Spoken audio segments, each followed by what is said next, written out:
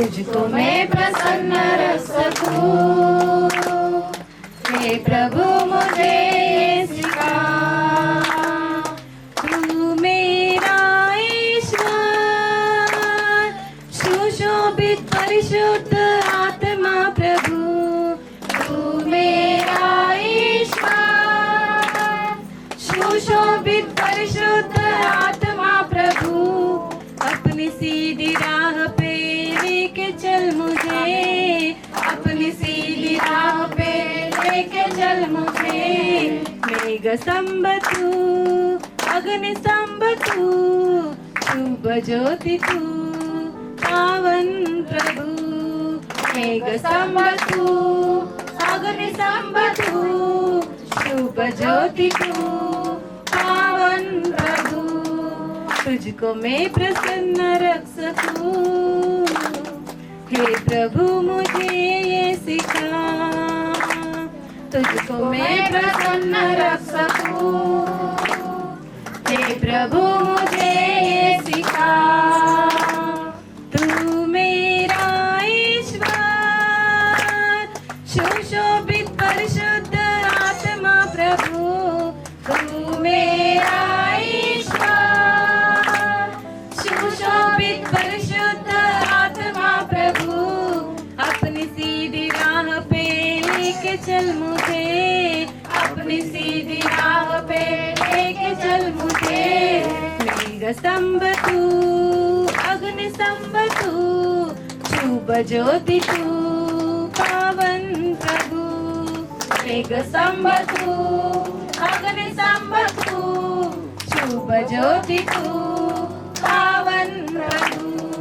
तुझको मैं प्रसन्न रख सकूं, हे प्रभु मुझे ये सिखा।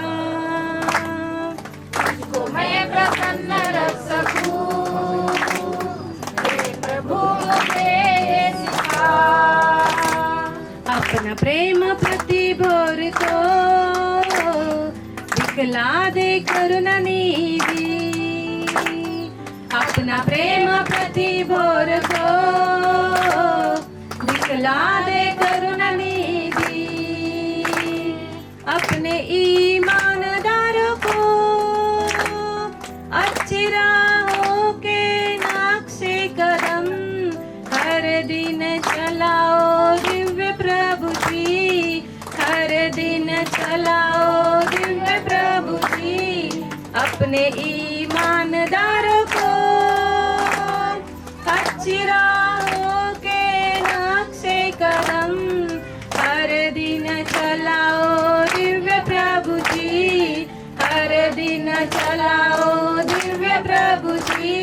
प्रेम शिखर तू, प्रेम स्नेह तू, मेरा मीत तू, मेरा आधार। प्रेम शिखर तू, प्रेम स्नेह तू, मेरा मीत तू, मेरा आधार। तुझको मैं प्रसन्न रख सकूं, हे प्रभु मुझे ये सिखा। तुझको मैं प्रसन्न रख सकूं, प्रसन्न रख सकूं, हे प्रभु मुझे ये सिखा। तुझको मैं प्रसन्न रख सकूं, हे प्रभु मुझे ये सिखा। धन्यवाद जय बाप्पा। Hallelujah, hallelujah. जय येशू, जय येशू। रोज देव बाप्पाला मला सांगायचं, देव बाप्पा मी कसं तुला प्रसन्न ठेवू, मी काय करू की ते तुला आवडते। जय येशू, जय येशू, जय येशू। फक्त देवाला आनंद, देवाला कशात आनंद होतो हे म्हणजे हे करण्यासाठी झटा। जय येशू, देवाला आनंदी करा। जय येशू। आपण वचनाकडे जाऊया, झाले सुरू। जय येशू। मत्ते काढूया आपण, मत्ते 7वा अध्याय।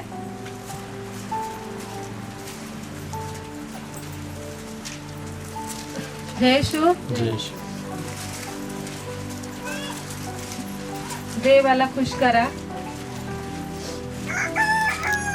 मत्ते 7वा अध्याय काढलं सगळ्यांनी? मी वाचते 21वे वचन काढूया आपण सर्वजण. जो कोणी मला प्रभू प्रभू म्हणतो तो प्रत्येक जण आकाशाच्या राज्यात जाईल असे नाही, तर माझा बाप जो आकाशात आहे त्याच्या इच्छेप्रमाणे जो करतो तोच जाईल. जय येशू. देवाचं वचन काय म्हणतं की जो कोणी मला प्रभू प्रभू म्हणतो, की फक्त तोंडाने फक्त प्रभू मी तुझ्यावर विश्वास ठेवतो प्रभू प्रभू म्हणतो, देव बापा म्हणतो तो स्वर्गाच्या राज्यात जाईल असं नाही, तर माझा बाप जो आकाशात आहे त्याच्या इच्छेप्रमाणे, जय येशू, त्याच्या इच्छेप्रमाणे जो करतो तोच जाईल. जय येशू. तर आपल्याला मनुष्याची इच्छा नाही तर देवाच्या इच्छेप्रमाणे वागायचंय, चालायचंय. जय येशू. तर प्रभू काय म्हणतोय, जो कोणी मला प्रभू प्रभू म्हणतोय, फक्त म्हणतोय की देवा माझा तुझ्यावर विश्वास आहे, पण जे वाईट आहे तेच करतो, तर देव म्हणतो तो स्वर्गाच्या राज्यात जाणार नाही. तर जो माझ्या बापाच्या इच्छेप्रमाणे चालतो, म्हणजे देवाने जे वचन आपल्याला दिलंय. जय येशू. देवाचं पहिलं वचन काय देव म्हणतो, तुझा देव परमेश्वर ह्याच्यावर पूर्ण मनाने, पूर्ण जीवाने, पूर्ण अंतःकरणाने विश्वास ठेव, त्याच्यावर प्रीती कर. जय येशू. पहिली. आणि तशीच दुसरी काय आहे, जशी स्वतःवर, जय येशू, जशी स्वतःवर तशी आपल्या शेजाऱ्यावर प्रीती कर. जय येशू.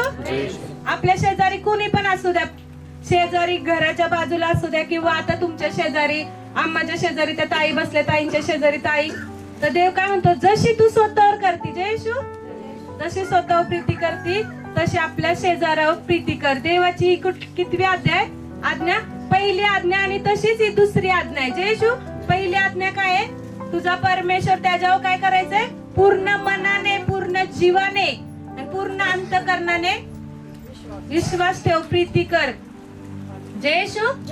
तर देव काय म्हणतोय, जो कोणी मला प्रभू प्रभू म्हणतो, जो कोणी मला प्रभू प्रभू म्हणतो तो प्रत्येक जण आकाशाच्या राज्यात जाईलच असं नाही, तर जो कोणी माझा बाप जो आकाशात आहे त्याच्या इच्छेप्रमाणे करतो तोच जाईल. जय येशू. पुढे वाचूया. तोच जाईल. त्या दिवशी मला पुष्कळ जण म्हणतील, हे प्रभू प्रभू आम्ही तुझ्या नावाने भविष्य सांगितली व तुझ्या नावाने भूते काढून टाकली व तुझ्या नावाने पुष्कळ चमत्कार केली नाही काय? आणि तेव्हा मी त्यांना उघड सांगेल की मला कधीच तुमची ओळख नव्हती. अहो अन्याय करणाऱ्यांनो, तुम्ही माझ्यापासून दूर जा. जय येशू. तर देव काय म्हणतोय की किती जरी तुम्ही आता भूत काढली, प्रार्थना केली, तुम्ही इतरांना देवाविषयी सांगितलं, तुम्ही फक्त सांगता इतरांना, पण तुम्ही आचरण करत नाहीये. जय येशू. देवाने जे सांगितले शेजारावर प्रीती करा, तुम्ही करत नाही, तुम्ही भांडण करता किंवा काय पण करत असेल. जय येशू. तर देव काय म्हणतोय, तुम्ही मला फक्त प्रभू प्रभू म्हणताय, पण जो माझा बाप आकाशात आहे त्याने जी वचन दिले त्याप्रमाणे तुम्ही करत नाही, तर तुम्ही मनुष्य काय करतो, स्वतःच्या इच्छेप्रमाणे करतो. जय येशू. तर देव बापाला रोज विचारत जावं, देव बापा मी काय करू त्याने तू प्रसन्न होईल, मी काय करू, मी देवाशी बोलत जावा. जय येशू. आपण जसं आपली सगळी समस्या आपल्या पतीला सांगतो, मुलांना सांगतो, तसंच आपली सर्व जे काय अडचण ते आपल्या प्रभूला सांगा. जय येशू. आणि देव आपल्याला उत्तम मार्ग सांगेल, त्या मार्गाने आपल्याला दुःख होईल किंवा शेजाऱ्यांना दुःख होईल, माणसांना जे आपल्या जवळच्या सगळ्यांना दुःख होईल, पण देव बापा प्रसन्न होईल. जय येशू. तर देवाला प्रसन्न करायला शिका.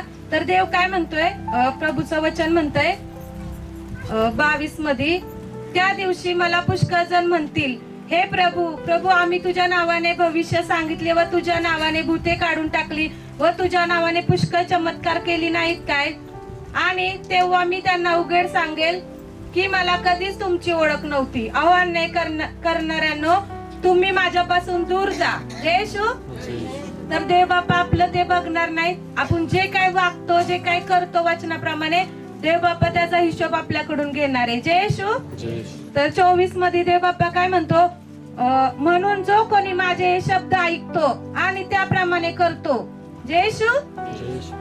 24 परत वाचते, म्हणून जो कोणी माझे हे शब्द ऐकतो व त्याप्रमाणे करतो तो एका शहाण्या माणसासारखा होईल. कोणासारखा होईल? शहाण्या माणसासारखा होईल. कशामुळे शहाणा माणूस होईल? की देवाने जे सांगितले वचन त्याप्रमाणे करतो तो एका शहाण्या मनुष्यासारखा होईल. जय येशू. त्याने आपले घर खडकाव बांधले. मग पाऊस पडला व पूर आला व वारे सुटले आणि त्या घरास लागले, तरी ते पडले नाही, कारण त्याचा पाया खडकाव घातला होता. जय येशू. तर देव बाप्पा काय म्हणतोय की म्हणून जो कोणी माझे हे शब्द ऐकून त्याप्रमाणे करतो तो एक शहाणा माणूस आहे. जय येशू. तो एक शहाणा माणूस आहे. त्याने आपलं घर कशावर बांधलंय? खडकावर. खडकावर घर, आपण घराचा पाया खणतो त्यावेळेस काय करतो? खडक लागेपर्यंत खणत राहतो. जय येशू. त्यावेळेस त्या घरावर वारा, पाऊस, वादळ येईल, संकट येईल, माणसं भांडतील, तू चर्चला जातोय, तू असं करतोय, तुम्ही धर्म बदलला, जात बदलली, येते सगळं बोलणं तुम्हाला सहन करावं लागल. पण देव काय म्हणतो? त्याच्यावर सगळं वारं वगैरे सगळं येईल, संकट येईल, पण ते घर काय होणार आहे? पडणार नाही. जय येशू. आणि पुढे वाचूया 26. आणि जो कोणी माझे हे शब्द ऐकून त्याप्रमाणे करीत नाही तो एका मूर्ख माणसासारखा होईल. जय येशू. देव काय म्हणतोय? जो कोणी माझे हे शब्द ऐकून त्याप्रमाणे करणार नाही तो कशासारखा होईल? एका मूर्ख माणसासारखा होईल. जय येशू. त्याने आपले घर वाळू बांधले. मग पाऊस पडला, पूर आला, वाराही आला आणि त्या घरास लागला, तेव्हा ते पडले आणि अगदी कोसळून गेले. जय येशू. दुसऱ्या बायबल मध्ये लिहिलंय की त्याचा सत्यानाश झाला. जय येशू. तर देव काय म्हणतोय? जो कोणी माझे हे वचन ऐकतो पण त्याप्रमाणे करत नाही, त्याची कृती करत नाही, त्या वचनाप्रमाणे वागत नाही, तर देव म्हणतोय तो कसा आहे? वाळूवर बांधलेल्या घरासारखा आहे. जय येशू. वाळूवर घर बांधल्यावर राहील का? राहणार नाही ना. तर ते काय होणार? वारं आलं की लगेच पडून जाणार आणि पूर्ण पडून जाणार, थोडं पण नाही, काहीच राहणार नाही. जय येशू. तर आपला विश्वास आपल्या देवावर पाहिजे. जय येशू. आपलं घर देव कशात राहतो? आपल्या हृदयात राहतोय ना. कोरिन्थीकरस पत्रामध्ये देव काय म्हणतो? तुझं शरीर माझं मंदिर आहे. आता प्रभू येशू आहे. जय येशू. देव बाप्पांनी मनुष्याविषयी सांगितलंय की एक विश्वास ठेवतो आणि एक न विश्वास ठेवतो. दोन्ही माणसं, विश्वासू आणि अविश्वासू, दोघांवर एकसारखेच संकट येते. जय येशू. त्याच्यावर पण वारा येतो, त्याच्यावर पण पाऊस येतो, त्याच्यावर पण लाटा येतात, त्यांच्यावर पण संकट येतं आणि विश्वासू माणसांवर पण संकट येतो. सेम संकट अविश्वासू आणि विश्वासूवर येते. जय येशू. तर जो विश्वास ठेवणार आहे तो कशावर? त्याचा पाया खडकावर आहे, म्हणजे येशूवर आहे. जय येशू. त्याला आशा आहे.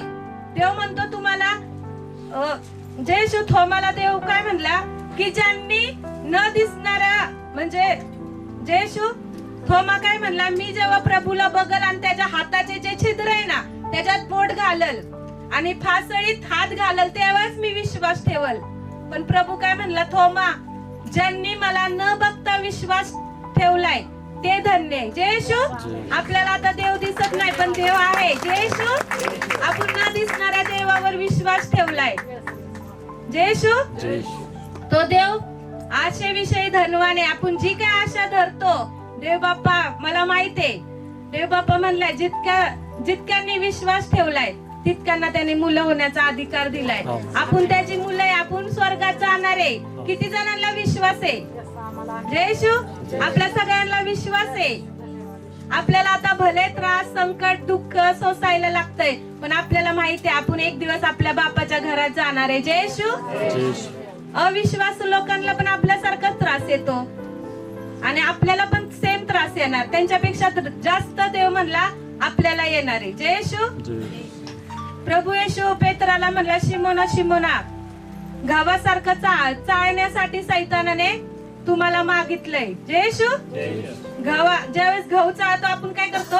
चाळतो त्यावेळेस बारके बारके गहू पण खाली पडतात आहे ना, आणि खडे पण पडतात. तसं चाळण्यासाठी सैतानाने मागितलं, पण प्रभू काय म्हणला? मी तुमच्यासाठी प्रार्थना केलीये. जय येशू. प्रभू म्हणला मी तुमच्या बरोबर आहे, तर तुमच्या विरुद्ध कोण असणार आहे? सैतान आपलं काहीच नाही करू शकत. जय येशू. सैतान फक्त गरजणाऱ्या सिंहासारखा, पण तो सिंह नाहीये. आपला सिंह प्रभू येशू आहे. जय येशू. तो फक्त आपल्याला दाखवतो मी सिंह आहे, मी देवासारखा आहे. जय येशू. पण तो फक्त त्याच्यात बायबल मध्ये लिहिले तो फक्त गरजणाऱ्या सिंहासारखा कुणाला गिळावं म्हणून आ करून बसलाय, पण तो सिंहासारखा आहे, तो सिंह नाहीये. जय येशू. आपला सिंह फक्त प्रभू येशू आहे. जय येशू. त्याच्याकडे नजर लावा. जय येशू. तर देव बाप्पा काय म्हणतोय की 2 घराचा दाखला देव बाप्पाने आपल्याला सांगितलंय. एक घर कशावर केलंय? वाळूवर केलंय. आणि एक घर कशावर केलंय? खडकावर. जय येशू. ज्यावेळेस घर बांधणारे ज्यावेळेस घर बांधतात की जे खडकावर केले ना घर, ते विश्वासूचं खूप दिवस लागतात ते घर बांधायला. आणि अविश्वासूचं घर जे वाळू बांधले त्याला काहीच दिवस लागत नाही. ते पटपट पटपट होतं. जे काही ते मागतात ते सगळं त्यांना भेटतं. आणि आपल्याला खूप कष्ट करून प्रार्थना करून खूप ह्याच्यातून आपल्याला भेटतं ते घर बांधून होतं. जय येशू. अविश्वासणाऱ्यांचं घर जे काय आहे त्यांना सगळं पटापट भेटतं, पण विश्वासूंना ते हळूहळू भेटतं. कारण देव आपल्याला सगळं काही शिकवत ते देतो. त्या दिलेल्याची आपल्याला किंमत कळायला पाहिजे. जय येशू. भले आपलं घर बांधायला जे काय आपलं जीवन जगायला आपल्याला उशीर लागतोय, आपल्याला जे काय वस्तू काय भेटायला उशीर लागतोय, किंवा आपलं जे काय काम आहे ते व्हायला उशीर लागतोय, तरी निराश होऊ नका, आनंदी राहावा. कारण देव म्हणला, कारण देव आपलं जे काही घर आहे ते आपलं खडकावर आहे. त्याच्या वारा संकट सगळं येणार पण ते घर पडणार नाही. जय येशू. आणि अविश्वासूचं घर पडणार. जय येशू. म्हणून विश्वास ठेवून देवाच्या मागे चाला, देवाच्या वचनाप्रमाणे करा, कृती करा देवाच्या वचनाची. जय येशू. तर आपण अजून एक फिलिप्पिकरास 4:13 मध्ये देवाचं वचन म्हणतोय. फिलिप्पिकरास पत्र काढूया आपण.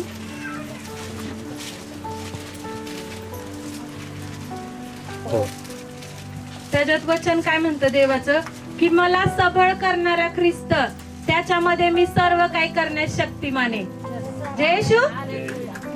आपण सर्वांनी सर्व त्रासात संकटात बोलायला पाहिजे की मला सबळ करणारा ख्रिस्त त्याच्यामध्ये मी सर्व काही करण्यास शक्तिमान आहे. आपण स्वतः मुखाने कबूल केलं पाहिजे की देवच आपल्याला ते सामर्थ्य देतो. जय येशू. की आपण सर्व काही करण्यास शक्तिमान आहे. भ्यायचं नाही, घाबरायचं नाही, थोडं जरी संकट आलं तरी रडत बसायचं नाही. कारण देव म्हणतो देव आपल्याला सबळ करणार आहे. त्यात काय लिहिलंय? मी माझ्या मनाचं सांगितलंय का? वचनामध्ये काय लिहिलंय? कुणीतरी वाचा. मला जो सामर्थ्य देतो त्याच्याकडून मी सर्व काही करावयास शक्तिमान आहे. आमेन. मला जो सामर्थ्य देतो, त्याच्यामध्ये असं लिहिलंय की मला सबळ करणारा म्हणजे सामर्थ्य देणारा ख्रिस्त त्याच्यामध्ये मी सर्व काही करण्यास, असं लिहिलंय का थोडस करायला? सर्व काही करण्यास शक्तिमान आहे. देवाने सांगितले जे काही तुम्ही मुखाने बोलाल ते तुमच्या जीवनात होईल. जय येशू. भले आपल्याला परिस्थिती वाटते की माझं आता काही चांगलं होणार नाही, तर बोलायचं त्या सैतानाला माझं आता सगळं काही चांगलं होणार आहे. जसं प्रभू येशू सैतानाशी बोलला. जय येशू. सैतान काय म्हणला प्रभू येशूला की या धोंड्याची भाकरी कर, तुला भूक लागली तर ह्या धोंड्याची भाकरी कर. तर प्रभू काय म्हणला त्याला की मनुष्य केवळ भाकरीने नव्हे तर देवाच्या मुखातून निघणाऱ्या हर एक वचनाने वाचेल. जय येशू. देवाचं वचन दुधारी तलवार आहे. ज्यावेळेस तुम्ही बोलता ते तुमच्यासाठी घडतं. जय येशू. पुढे आपण एक वचन वाचूया. इब्रिकरास पत्र 11 अध्याय. जय येशू. देवाचं वचन सर्वांनी बोलत राहावा, प्रार्थना करा. जय येशू. इब्रिकरास पत्र 11 अध्याय.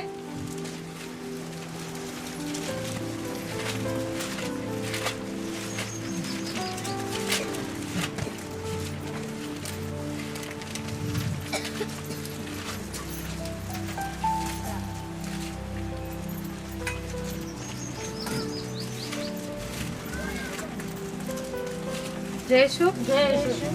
इब्रिकरास 11 अध्याय. 11 अध्याय आणि 24 वचन मी वाचते.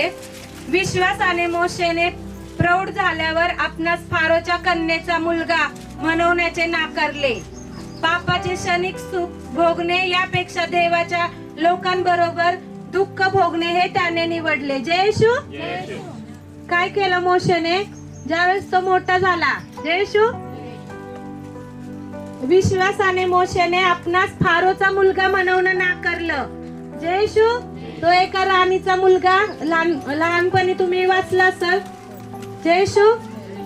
तर त्यांनी काय केलं, प्रौढ झाला ज्यावेळेस त्यांनी काय केलं, विश्वासाने नाकारलं, नाही म्हणला तो. जय येशू. आपण जर कुणाला जर नाही म्हणलो तर त्यांना राग येतो. जय येशू. तर देव का मोशे काय म्हणला, विश्वासाने मोशेने प्रौढ झाल्यावर आपणास फारोच्या कन्येचा मुलगा म्हणवण्याचं काय केलं, नाकारलं. तो काय म्हणला, पापाचा क्षणिक, तिथं लिहिलंय पापाचा क्षणिक सुख भोगणे यापेक्षा देवाच्या लोकांबरोबर दुःख भोगणे त्याने निवडलं. जय येशू.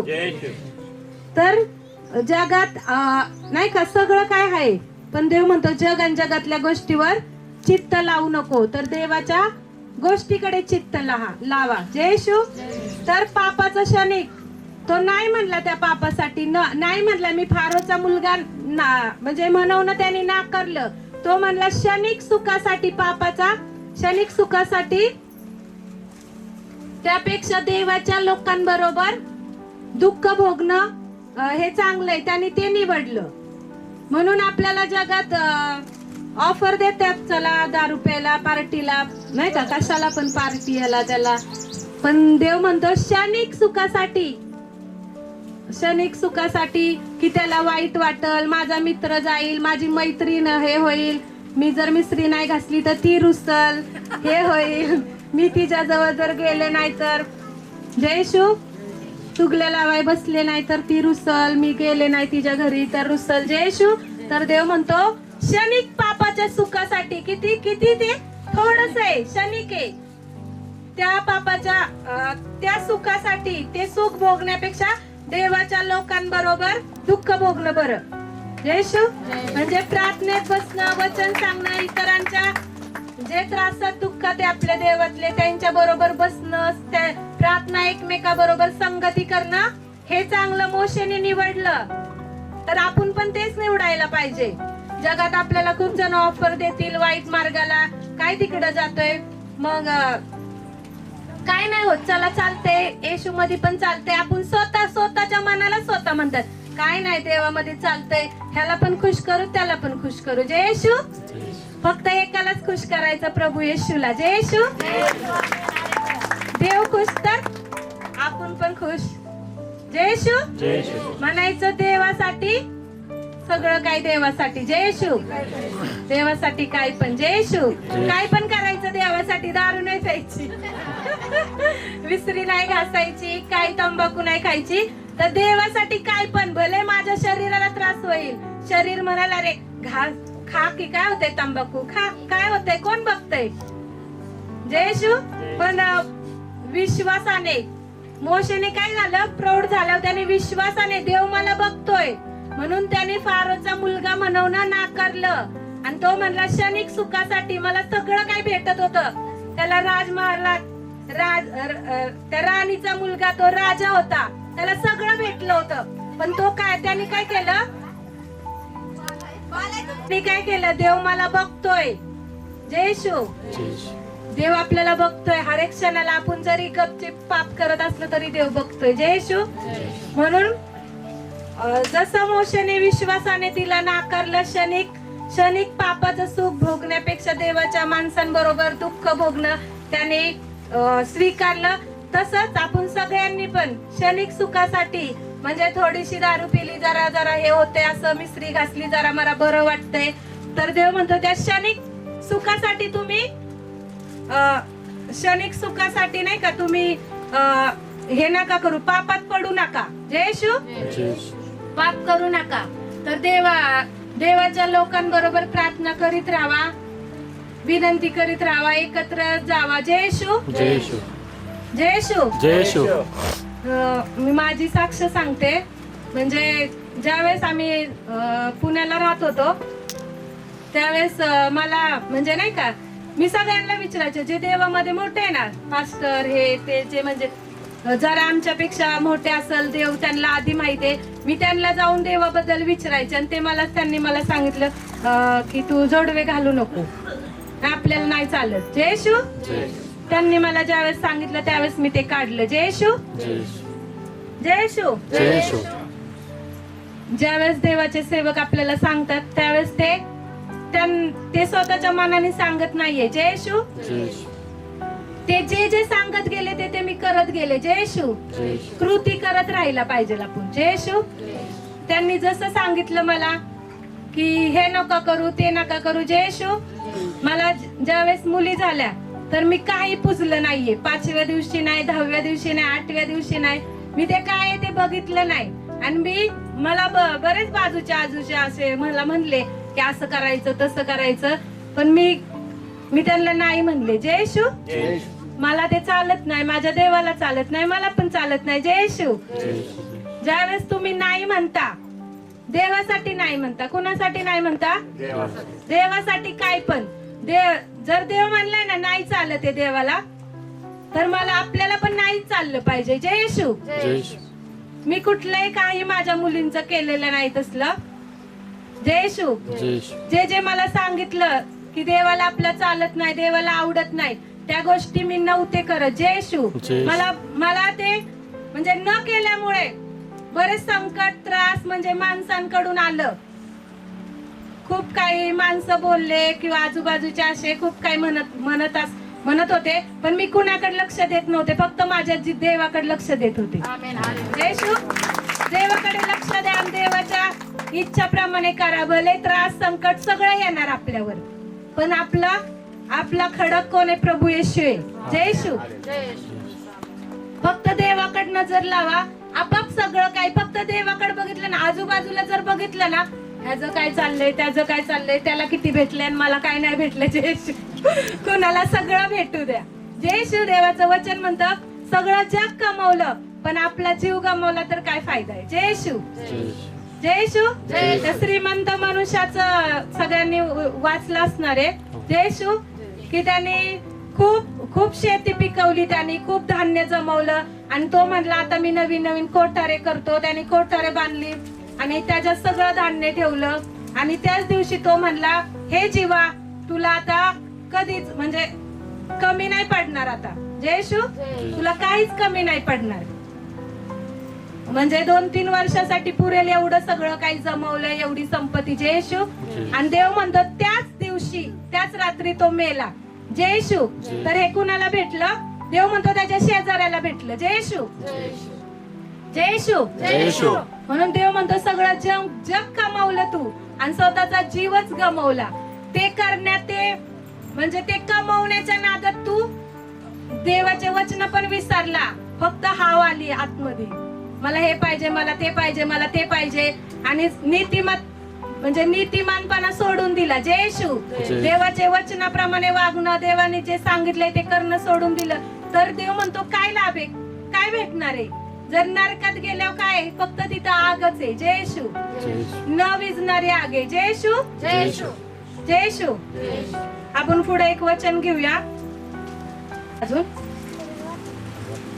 तर 24 काय? विश्वासाने मोशेने प्रौढ झाल्यावर आपणास फारोच्या कन्येचा मुलगा म्हणवण्याचं नाकारलं.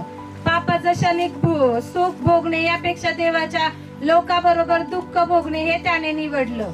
जय येशू. मिस्रातल्या द्रव्य निधीपेक्षा ख्रिस्तासाठी निंदा ही अधिक मोठी संपत्ती आहे असे त्याने गणले. जय येशू.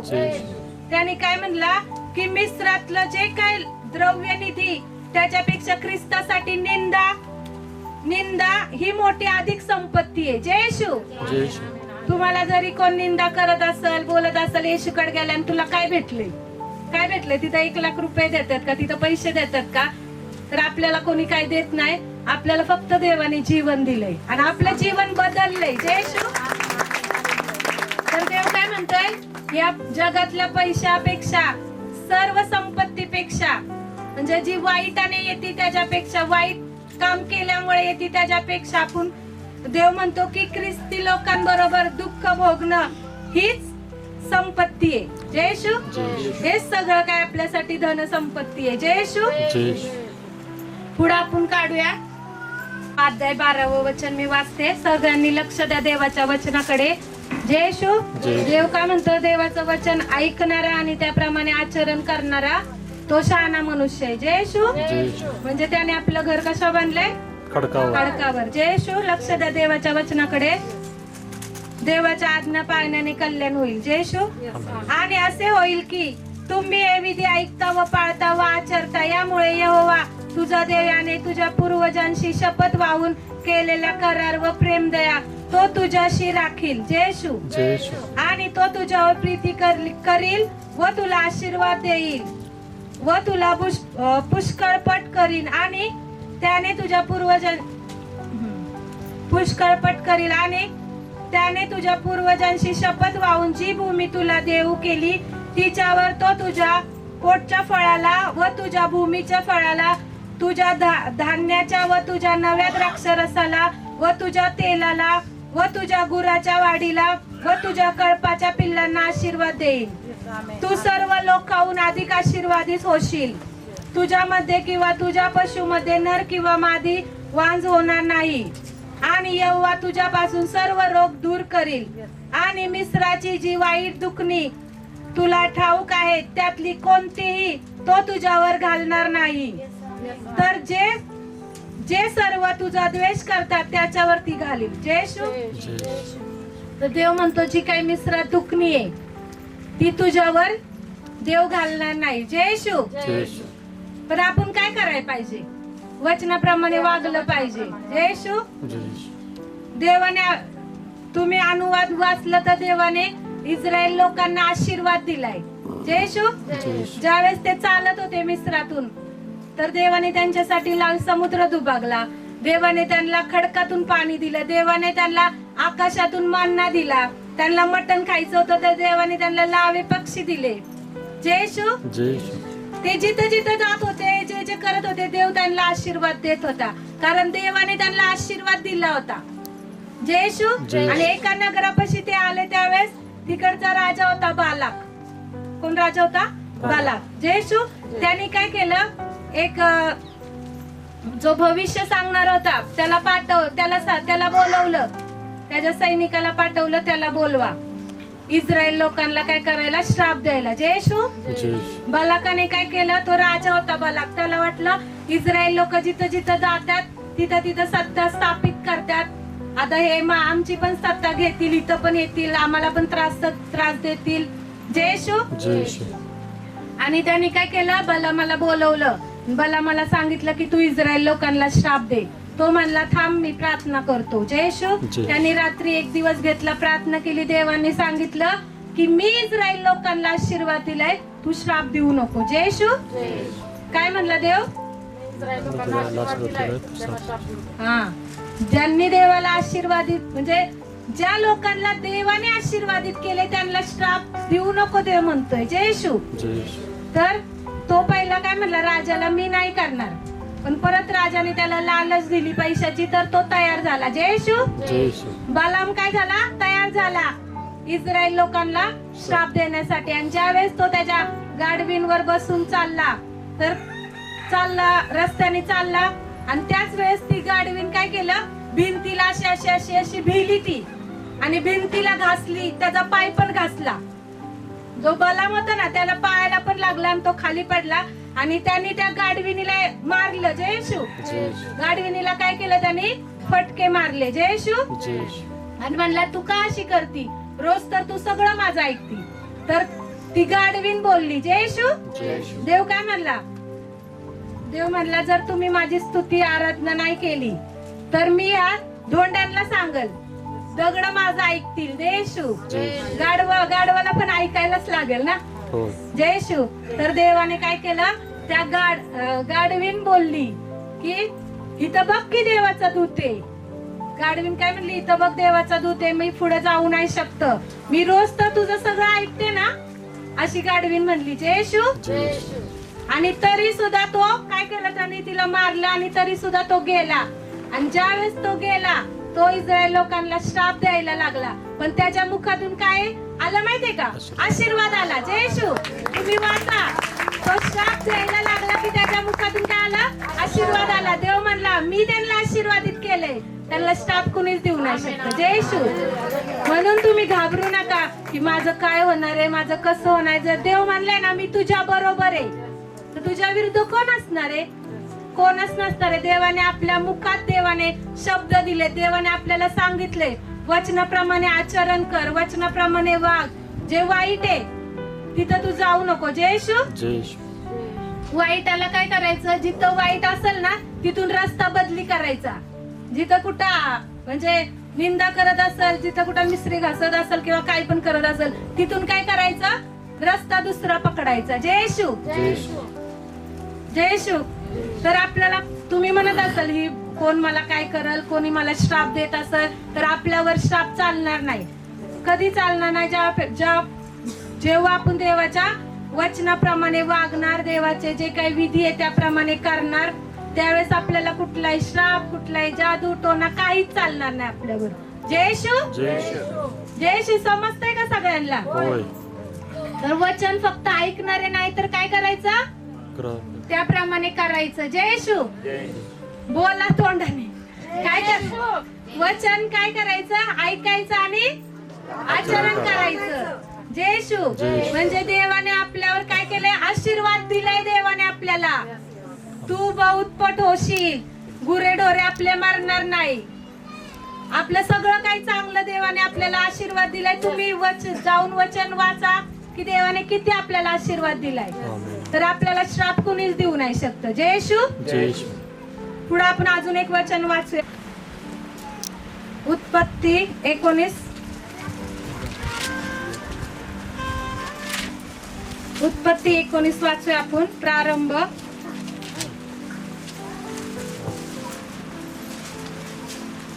जय येशू. अब्राम आणि लोट माहिती आहे ना सगळ्यांना. जय येशू. जय येशू. तर 19वा अध्याय आणि 12वे वचन वाचते. आणि तो पुरुष लोटाला म्हणाला, येथे तुझे आणखी कोण आहे, जावई व तुझे मुलगे व तुझ्या मुली शहरात जो कोणी तुझा असेल त्याला या ठिकाणातून बाहेर काढ. जय येशू. ज्यावेळेस सदोम गमोरामध्ये पाप चाललं होतं, व्यभिचार चालला होता. जय येशू. माणसा बरोबर व्यभिचार करत होते आणि सर्व दुष्टाई तिथं चालली होती. जय येशू. ज्यावेळेस जय येशू. जय येशू. ज्यावेळेस अब्राम आणि लोट एकत्र होते त्यावेळेस काय होत होतं, त्यांच्या गुराख्यांचे काय होत होते, भांडण. जय येशू.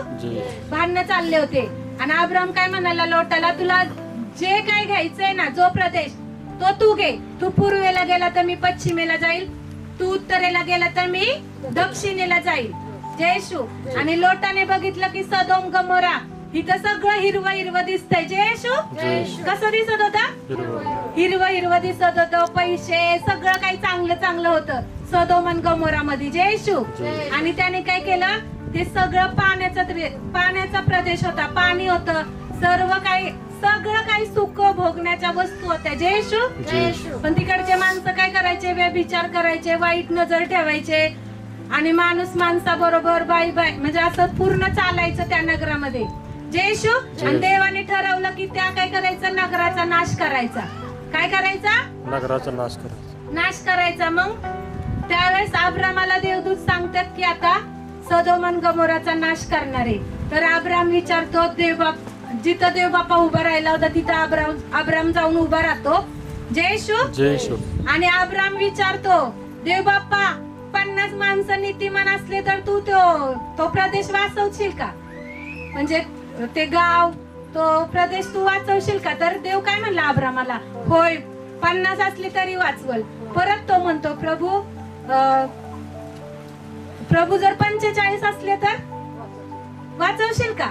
तरी देव म्हणतो हो 45 असले तरी. मग देवा 40, देव म्हणतो 40 पण असले तरी.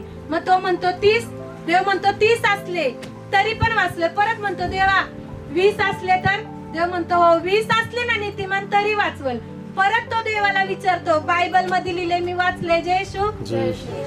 तो देवाला म्हणतो देवा 10 जण, तर देव म्हणतो 10 जण जरी नीतिमान असले ना तरी मी तो पूर्ण नगर, तो देश सदोम गमोरा मी वाचवीन. किती, शेवटी देव काय म्हणला, 10 असले तरी. जय येशू. पण तिथं 10 होते का, होते लोटाची बायको आणि त्याच्या 2 मुली. किती झाले? 4च नीतिमान होते. जय येशू. जय येशू. असं तुम्ही पण विचारता का, देव बाप्पा मी हे करू का, देव बाप्पा मी ते करू का, देव बाप्पा मला हे सांग. जय येशू. जसं आपण आपल्या आई वडिलांना हट्ट करतो तसं देवाला विचारायचं, देव बाप्पा मी हे करू का, हे बरोबर आहे का, देव बाप्पा दाखवतो हे नको करू. जय येशू. जय येशू. तर अब्रामाने विचारलं, देवाने त्याला सांगितलं की तिथे 10 जरी नीतिमान असले ना तरी मी ते सदोम गमोरा वाचवील. जय येशू. पण तिथं नव्हते तेवढे. जय येशू. पुढे आपण मग 12 वाचूया. जय येशू. आणि ते पुरुष लोटाला म्हणाले, येथे तुझे आणखी कोण आहे, जावई व तुझे मुलगे तुझ्या मुली, या शहरात जो कोणी तुझा असेल त्याला या ठिकाणातून बाहेर काढ. तुझे मुलं मुली जावई आणि जे कोण तुझे असेल त्यांना काय म्हणतोय देवदूत, बाहेर काढ, कारण आम्ही या ठिकाणाचा नाश करणार आहोत. कारण त्यांची दुष्टाईची आरोळी यहोवा पुढे फार मोठी झाली आहे आणि याचा नाश करायला यहोवाने आम्हास पाठवले आहे. मग लोट बाहेर जाऊन ज्यांनी त्याच्या मुलींशी लग्न केले होते त्या आपल्या जावयांना म्हणाला, उठा या ठिकाणातून निघा, कारण यहोवा या नगराचा नाश करणार आहे. परंतु तो विनोद करीत आहे असे त्यांच्या जावयांना वाटले. जावयांना काय वाटलं की सासरा विनोद करतोय. सासरा म्हणाला चला आता या नगराचा नाश देव करणारे. जावयांना म्हणाला चला पाहुणं नाही का आपण जाऊया. जय येशू. जय येशू. आपण पण सांगतो ना कधी कधी आपल्या नातेवाईकांना, चला नाही का असं होणार आहे, देव येणार आहे. तर ते काय म्हणतात, जा कधी येणार आहे तुझा देव, तूच जा. जय येशू. ते पण आपल्याला विनोद करतात आणि हसतात. जय येशू. हसतात का नाही? जय येशू. काय माहिती तुमचा देव कधी येणार आहे, तुम्हीच करा. जय येशू. त्यांचे जावयाने काय केलं, विनोद केला आणि त्यांना वाटलं की विनोद करतोय म्हणून ते आले नाही. आणि पुढे वाचूया 15. आणि सकाळ उजडली तेव्हा देवदूतांनी लोटाला घाई केली आणि त्यांनी सांगितले, उठ तू आपली बायको व येथे असलेल्या आपल्या 2 मुली यांना घेऊन निघ, नाहीतर या नगराच्या शासनात तुझा नाश होईल. परंतु तो उशीर करीत राहिला. तेव्हा यहोवाची करुणा त्याच्यावर असल्यामुळे त्या पुरुषांनी त्यांचा हात व त्याच्या बायकोचा हात व त्यांच्या 2 मुलींचा हात धरून त्यांना नगराच्या बाहेर आणून सोडले. जय येशू. जय येशू. वचनाकडे लक्ष द्या. जय येशू. तर सकाळ झाली तरी पण लोट काय करत होता, इथे लिहिलंय की तो उशीर करत होता. जय येशू. जय येशू. काय करत होता तो, उशीर करत होता. देवदूतांनी काय केलं, त्यांचा हात धरला आणि त्यांना फरफटत बडत चला चला चला. जय येशू. देवदूतांनी त्यांचा हात धरला, बायकोचा धरला, मुलींचा धरला, त्याचा धरला. आणि कारण का त्यांनी धरला, कारण की देवाची कृपा त्याच्यावर होती म्हणून देवदूतांनी त्यांचा हात धरून त्यांना त्या नगराच्या बाहेर काढलं. जय येशू. आणि तो काय करत होता, उशीर लावत होता. देवदूत आदल्या दिवशी रात्री आले ते, तरी त्यांची तयारी होत नव्हती. जय येशू. किती जण देवासाठी तयारी. जय येशू. देव बाप्पा कधी पण येईल, देवासाठी तयार राहावा. जय येशू. कुठल्या पण क्षणी देव म्हणतो, जसा चोर चोरी करायला येतो त्यावेळेस सांगतो का मी आज तुमच्या घरी चोरी करायला येणार आहे, नाही सांगत ना. चोरी करणारा सांगत नाही. देव म्हणतो तसाच माझा दिवस येणार आहे चोरासारखा. म्हणून देव म्हणतो की तुम्ही सावध असा, तयार राहावा. जय येशू. तर तो काय करत होता, उशीर लावत होता. मग काय केलं, देवदूतांनी त्यांचा हात धरला, बायकोचा धरला, 2 मुलींचा धरला, लोटाचा धरला आणि त्यांना नेऊन नगराच्या बाहेर काढलं. जय येशू. नगराच्या बाहेर काढलं. आणि मग प्रभूनी काय केलं, तिथं पुढे वाचूया आपण. जय येशू. मग असे झाले की त्यांनी त्यांना बाहेर काढून आणल्यावर तो त्यांना म्हणाला, तू आपल्या जीवाकरता पळ, आपल्या पाठीमागे पाहू नको आणि कोठे मैदानात उभा राहू नको, डोंगराकडे पळ, नाही तर तुझा नाश होईल. तेव्हा लोट त्यांना म्हणाला, अहो असे करू नका माझा प्रभू, आता पहा तुझा दास तुझ्या दृष्टीने कृपा पावला आहे आणि आणि माझा जीव वाचवण्याकरता कदाचित माझ्यावर अरिष्ट येईल आणि मी मरेल. आता पहा, पळून जाण्यास हे नगर जवळ आहे आणि ते लहान आहेत. ते लहानच आहे नाही काय? मला तिकडे पळून जाऊ दे, म्हणजे माझा जीव वाचेल. तेव्हा तो म्हणाला, पहा, या गोष्टीविषयी देखील मी तुझे मान्य केले. जयशू. ते म्हणले, इथं छोट नगर आहे, तिथं आम्ही जातो. जयशू. देव बाप्पा वाचवतोय, पण त्याच्यात पण तो म्हणतोय आम्हाला तिथं जाऊस पर्यंत थांबा, उशीर लावतोय, पुढे जातच नाहीये. जयशू. आणि देवाने काय सांगितले? मागं वळून बघू नका की काय चाललंय. जयशू. तर काय केलं त्याच्या बायकोने? काय केलं? मागं वळून बघितलं. जयशू. काय केलं तिने? मागं वळून बघितलं आणि ती काय झाली? मिठाचा खांब बनली आणि ती तिथेच नाश पावली. जयशू. म्हणून देव म्हणतो, आता मागं वळून बघू नका. आता तुम्ही देवा बरोबर चालताय ना, मागं वळून परत बघू नका मागच्या गोष्टी. त्याच्यात किती आनंद भेटतोय. मी पार्टीला जात होतो, मी दारू पित होतो, किती मज्जा वाटत होती, असं तसं. जयशू. किंवा मिसरी घासत होते, तेव्हा किती काम पटापटा होत होत. पहिलं किती चांगलं वाटायचं. जयशू. तर देव म्हणतो, मागं वळून बघू नको. जयशू. पापाच्या क्षणिक सुख भोगण्यापेक्षा विश्वासू लोकांबरोबर, देवाच्या लोकांबरोबर दुःख भोगणं चांगलंय. जयशू. तिने काय केलं? देवाचं वचन देवदूतांनी सांगितलंय मागं वळून बघू नका, तरी पण ती बघत होतं माझं घर जळलंय का, नाही माझं राहिलं असल, माझे दागिने, माझ्या साड्या, माझं सगळं काय तिने ठेवलं असेल. ते सगळं तिला बघायचं होतं की देवदूत खोटं बोलतात का काय माहिती. तिला असं वाटलं. जयशू. तिच्यामध्ये काय होता? अविश्वास होता. देवाचे देवदूत त्यांचा हात धरून नेतात, तरी पण तिच्यामध्ये काय होता? अविश्वास होता. जयशू. तरी सुद्धा तिने देवाचं वचन ऐकलं नाही आणि तिने मागं वळून पाहिलं आणि काय झालं? तिचा मिठाचा खांब झाला आणि ती नाश पावली. जयशू. भले दुःख संकट काय पण येऊ द्या, पण मागं वळून बघू नका. जयशू. देवा बरोबर चालत राहा. देव म्हणतो, देवाकडे येण्याचा रस्ता अरुंद आहे, छोटा रस्ता आहे, रुंद रस्त्याने जाऊ नका. जयशू. छोट्या रस्त्याने जावा. देवा बरोबर चालत असताना आपल्यावर पण त्रास, संकट सगळं येणार, पण देवाच्याच माग चाला. देव म्हणतो, जो माझ्या माग, म्हणजे देव जितक्यांनी देवाकडे पाहिलंय, देव म्हणतो तितक्यांची मुखे प्रकाशित झालीये. त्यांची मुखे देव म्हणतो कधी काळी होणार नाही. जयशू. खरेपणाने वागत राहा, देवाच्या मागच चाला. जयशू. जयशू. पापाचं क्षणिक सुख भोगण्यापेक्षा देवाच्या लोकांबरोबर राहावं. जसं देवाने सांगितलंय तसं वचनाप्रमाणे वागा, आचरण करा. जयशू. जयशू. आपण डोळे बंद करूया. देव बाप्पा वचनाद्वारे आपल्याशी बोलला म्हणून. देव बाप्पा, खरं माझ्या देव बाप्पा, तू म्हटला पापाचं बाप्पा क्षणिक सुख भोगण्यापेक्षा बाप्पा देवाच्या लोकांबरोबर दुःख भोगणं बाप्पा चांगलंय माझ्या देव बाप्पा. विश्वासाने मोशाने बाप्पा मोठं झाल्यावर हे केलं माझ्या देव बाप्पा. प्रभू पिता परमेश्वरा, प्रभू तुझे लेकर आहे माझ्या बाप्पा, तुझ्यावर विश्वास ठेवून माझ्या देव बाप्पा तुझ्या मागे चालतात ते बाप्पा. प्रभू त्यांचं रक्षण कर माझ्या देव बाप्पा. प्रभू हे वचनाचं बी भाज माझ्या बाप्पा. प्रभू त्यांच्या माझ्या देवा त्यांना आशीर्वादित करा माझ्या देव बाप्पा. प्रभू तू म्हटलं बाप्पा शिष्यांना बाप्पा की बाप्पा तुम्हाला ह्या आत्ताच्या समयाला पण सर्व काही भेटेल माझ्या देव बाप्पा. प्रभू पिता परमेश्वरा, तू सर्व काही करणारा परमेश्वर आहे. अशक्य गोष्टी तू आमच्यासाठी करणारा परमेश्वर आहे माझ्या देवा. प्रभू आशीर्वादित कर बाप्पा तुझ्या लेकरांना. धन्यवाद तू आमच्याशी बोलला म्हणून बाप्पा वचनाद्वारे. धन्यवाद तू कार्य केलं इथं बाप्पा. सगळ्यांचे हृदय बदलले, जे त्रासात दुःखात आले त्यांना पण आशीर्वादित केलं.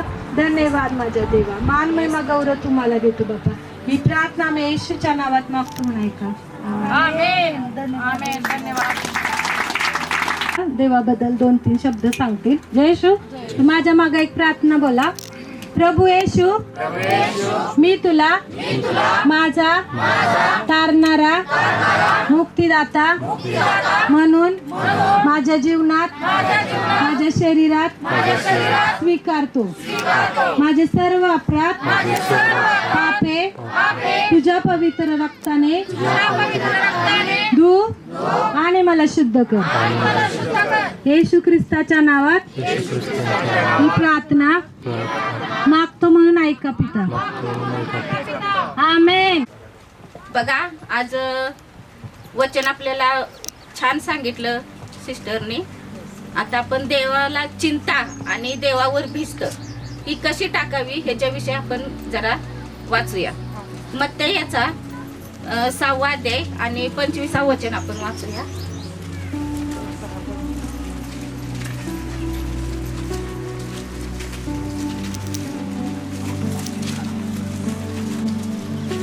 यास्तव मी तुम्हाला सांगतो की आपल्या जीवाविषयी म्हणजे आपण काय खावे व काय प्यावे आणि आपल्या शरीराविषयी म्हणजे आपण काय पांघरावे याची चिंता करत बसू नका. अन्नापेक्षा जीव आणि वस्त्रापेक्षा शरीर अधिक आहे की नाही. आकाशातील पाखराकडे निरखून पहा.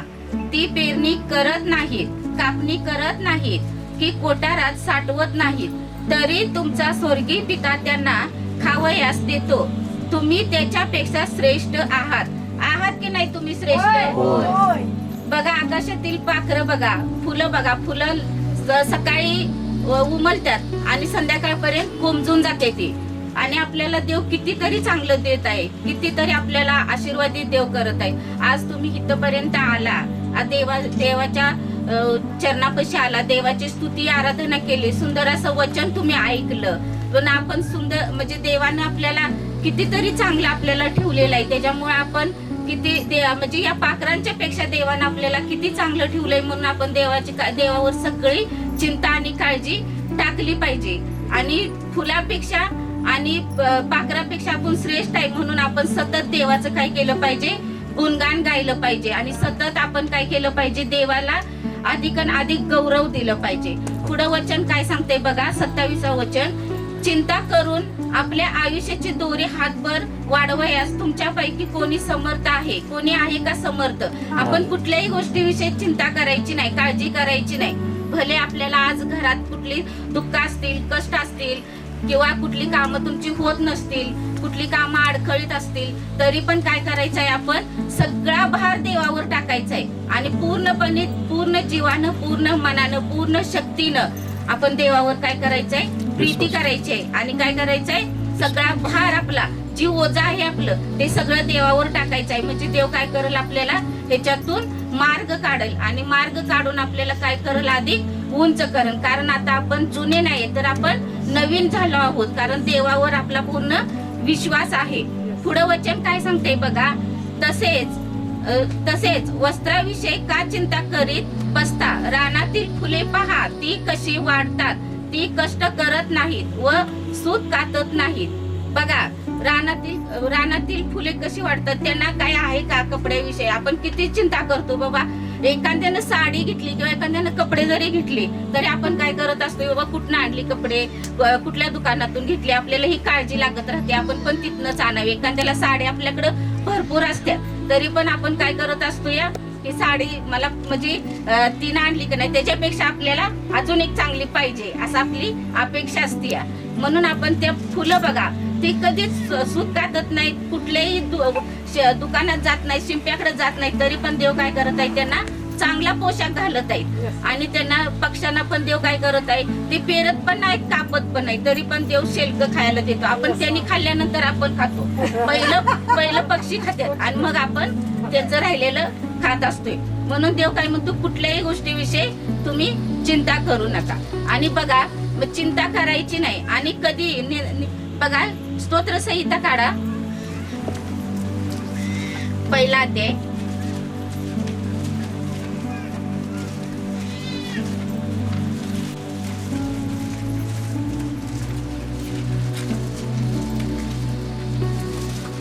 पहिलंच वचन आपण वाचूया. जो पुरुष दुर्जनाच्या मसलतीत चालत नाही, पापी जणांच्या मार्गात उभा राहत नाही आणि निंदकाच्या बैठकीत बसत नाही, तर परमेश्वराच्या नियमशास्त्रात रमतो, त्याच्या नियमशास्त्राने रात्रंदिवस मनन करतो, तो धन्य. म्हणजे बघा, आपण काय करायचंय, आपल्याला नवीन जीवन दिलेलं आहे येशू ख्रिस्तानं, म्हणून आपण काय करायचंय, कुणाच्याही निंदा आता कुठं बसतात लोक, टोळ्या करून बसते, ती पारावर बसतात किंवा अशी कुठं पण जिथं म्हणजे जिथं भांडणं झाली किंवा काय झालं तर त्याच्याविषयी कुरकुर करत बसतात ती लोक.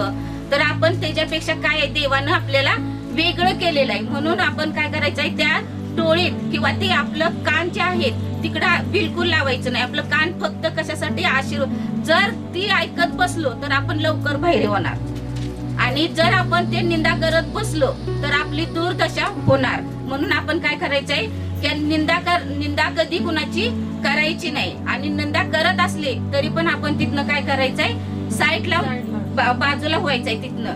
मग देव काय म्हणतोय बघा, जो पुरुष दुर्जनाच्या मसलतीत चालत नाही, पापी जणांच्या मार्गात उभा राहत नाही आणि निंदकाच्या बैठकीत बसत नाही, तर परमेश्वराच्या नियमशास्त्रात रमतो, त्याच्या नियमशास्त्राप्रमाणे रात्रंदिवस त्याचे मनन करतो, तो धन्य. आपण काय करायचंय, फक्त परमेश्वराची काय करायचंय, रात्रंदिवस आराधना करायची आहे. म्हणजे आपल्या जीवनामध्ये काय होणार आहे, साक्ष होणार आहे. आणि आपल्या जीवनामध्ये काय, तर मग तुम्ही जर ते करत असाल, जर जगत असाल, तर तुम्ही किती पण प्रार्थना करा आणि किती पण वचन वाचा, तर तुमच्यात बदल होणार नाही, तुम्हाला आरोग्य मिळणार नाही, आणि तुम्हाला जे काही तुम्ही मागाल ते कुठलीही गोष्ट तुम्हाला मिळणार नाही. म्हणून ह्या गोष्टी पहिल्या सगळ्या तुम्ही काय करायचंय, सोडून द्यायचंय, आणि आपण काय करायचंय, परमेश्वराचं रात्रंदिवस काय करायचंय, मनन करायचंय.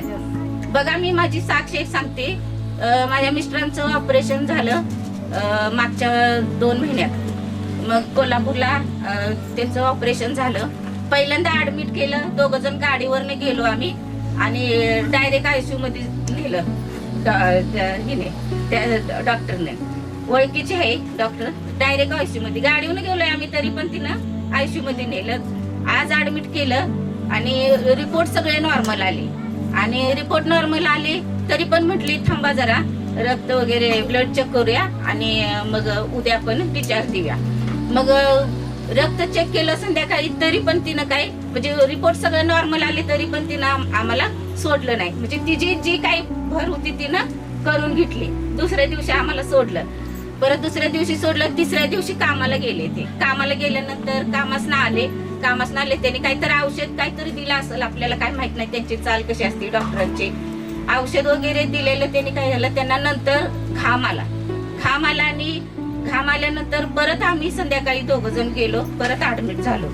ऍडमिट झाल्यानंतर परत 1च दिवस ठेवलं तिनं, परत आम्ही घरी आलो आणि नंतर मग म्हटलं आता हिच्या काही, म्हणजे ही काय सांगणं झाली व्यवस्थित, आणि आपण आपलं कोल्हापूरला, आमच्या दिदीचे दीर आहेत कोल्हापूरला, मग स्पेशलिस्ट आहे तिथे हृदयाचे, त्यांच्याकडे गेलो. त्यांच्याकडे गेल्यानंतर त्यांनी म्हणजे ह्यांचं काय केलं, एन्जिओग्राफी केली.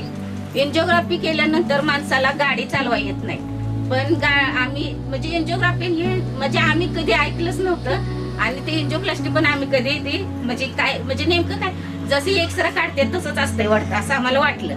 पण त्यांनी गेलं एन्जिओग्राफी केली. एन्जिओग्राफी केल्यानंतर आम्ही 2 पण कोल्हापुरात आम्ही वारणीपर्यंत गाडीहून आलो आणि नंतर मग 4 दिवसानं त्यांचं ऑपरेशन झालं. ऑपरेशन झाल्यानंतर थोडे दिवस झालं व्यवस्थित सगळं, आणि आम्ही पुण्याला गेलो मुलगीकडं. मुलगी म्हटली तिथं 2च आहे, 2 पप्पा पण आता कामाला जात नाही, तुम्ही 2 पण इकडे या. मग गेल्यानंतर मग मी तिथं एकटीच असल्यामुळं माणसाला म्हणजे अटॅक आल्यानंतर कसं हे होतं ना, घाबरायला होतं. मग मी घाबरली होती, पण पूर्ण धैर्याने परमेश्वरानं मला म्हणजे धैर्य दिलं आणि मी ते सामोरे गेली त्याला. पण आत माझं हृदय म्हणजे असं धडधड करत होतं. आणि पुण्याला गेल्यानंतर माझं 3 दिवस छातीत दुखत होतं, हात हे पूर्ण दुखत होता माझा, म्हणजे घाबरून फक्त. आणि मला असं वाटायला लागलं की मला पण आता त्यांच्यासारखं होतंय का काय माहिती, आणि लई घाबरलेली मी. पण 3 दिवस मी झोपली नाही, रात्रभर प्रार्थना करत होती. दिवसभर कुणाला सांगितलं नाही, पण रात्रभर मी प्रार्थना करत होती आणि प्रार्थना केली. परमेश्वरानं मला आरोग्य दिलं आणि पूर्णपणे आज मी उभा आहे आता तुमच्यापाशी. पण हे बघा, जर कुणाला त्रास होत असेल तर आपण घरगुती औषध सुद्धा आपण करू शकतोय. मी काय केलं बघा, मला कुणी सांगितलं नाही काय नाही, मला देवानं सुचवलं की नाही का शेवग्याचा पाला आणि लिंबाचा पाला आणि कढीपत्ता आणि कोथिंबीर याची मी पेस्ट केली आणि फक्त 15 दिवस घेतलं ते आणि प्रार्थना पण केली, त्याच्यावर पण प्रार्थना केली आणि त्या पेस्टवर पण प्रार्थना केली आणि आज मी उभा आहे तुमच्यापाशी. नाही तर माझं सुद्धा मला सुद्धा त्यांच्यासारखं म्हणजे मला झालं असतं, पण देवानं मला पूर्णपणे ते आरोग्य दिलं आणि मी आज तुमच्यापाशी उभा आहे.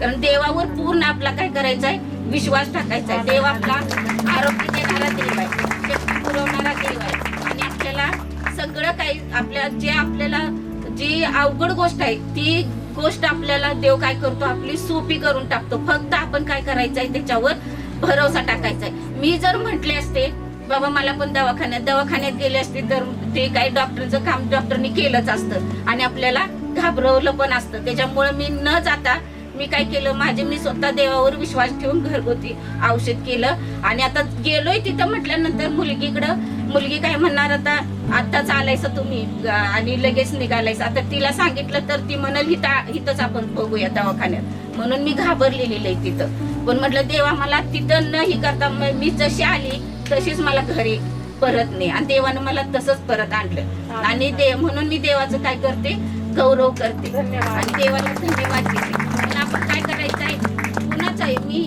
आता आमच्या तिथं भरपूर म्हणजे लेडीज अशा बसते, आमच्या बिल्डिंग मध्ये असते ते लेडीज बसते त्या एकत्र, पण मी कधीही कुणाच्या जात नाही. त्या तिकडे बसले की आपण वचन वाचत बसायचं.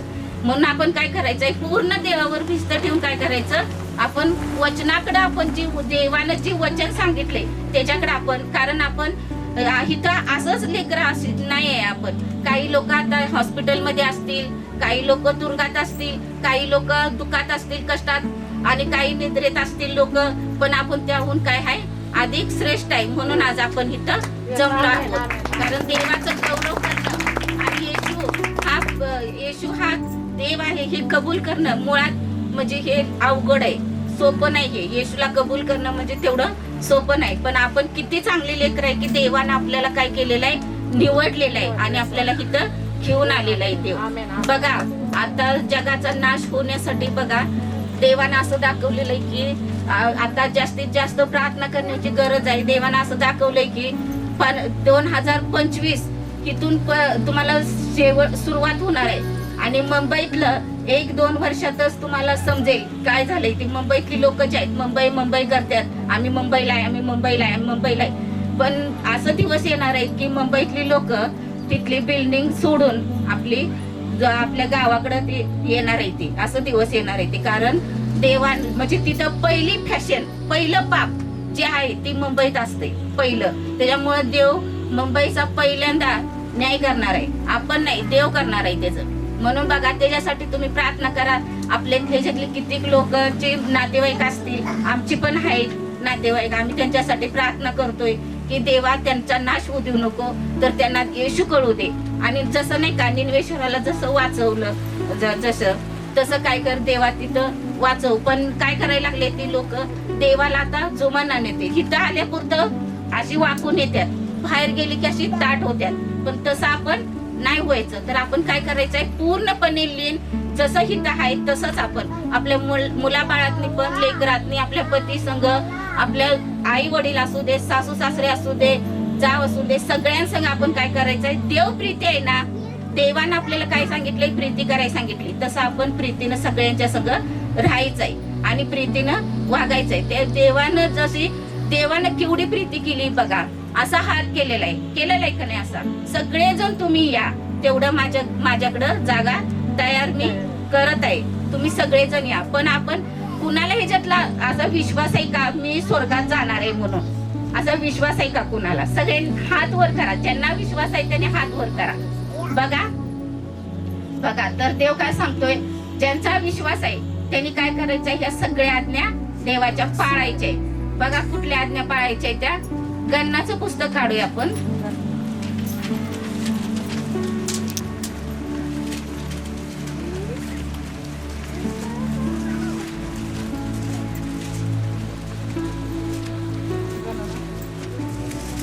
गणना 23 काढा.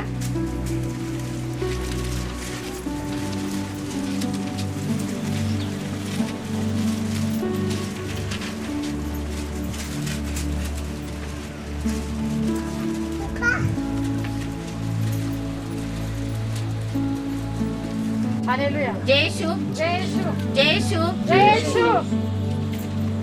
बघा काय सांगितलंय देवानं. पहिली आज्ञा दिलेली आहे की मूर्तीपूजा करू नको. मूर्तीपूजा करू नको.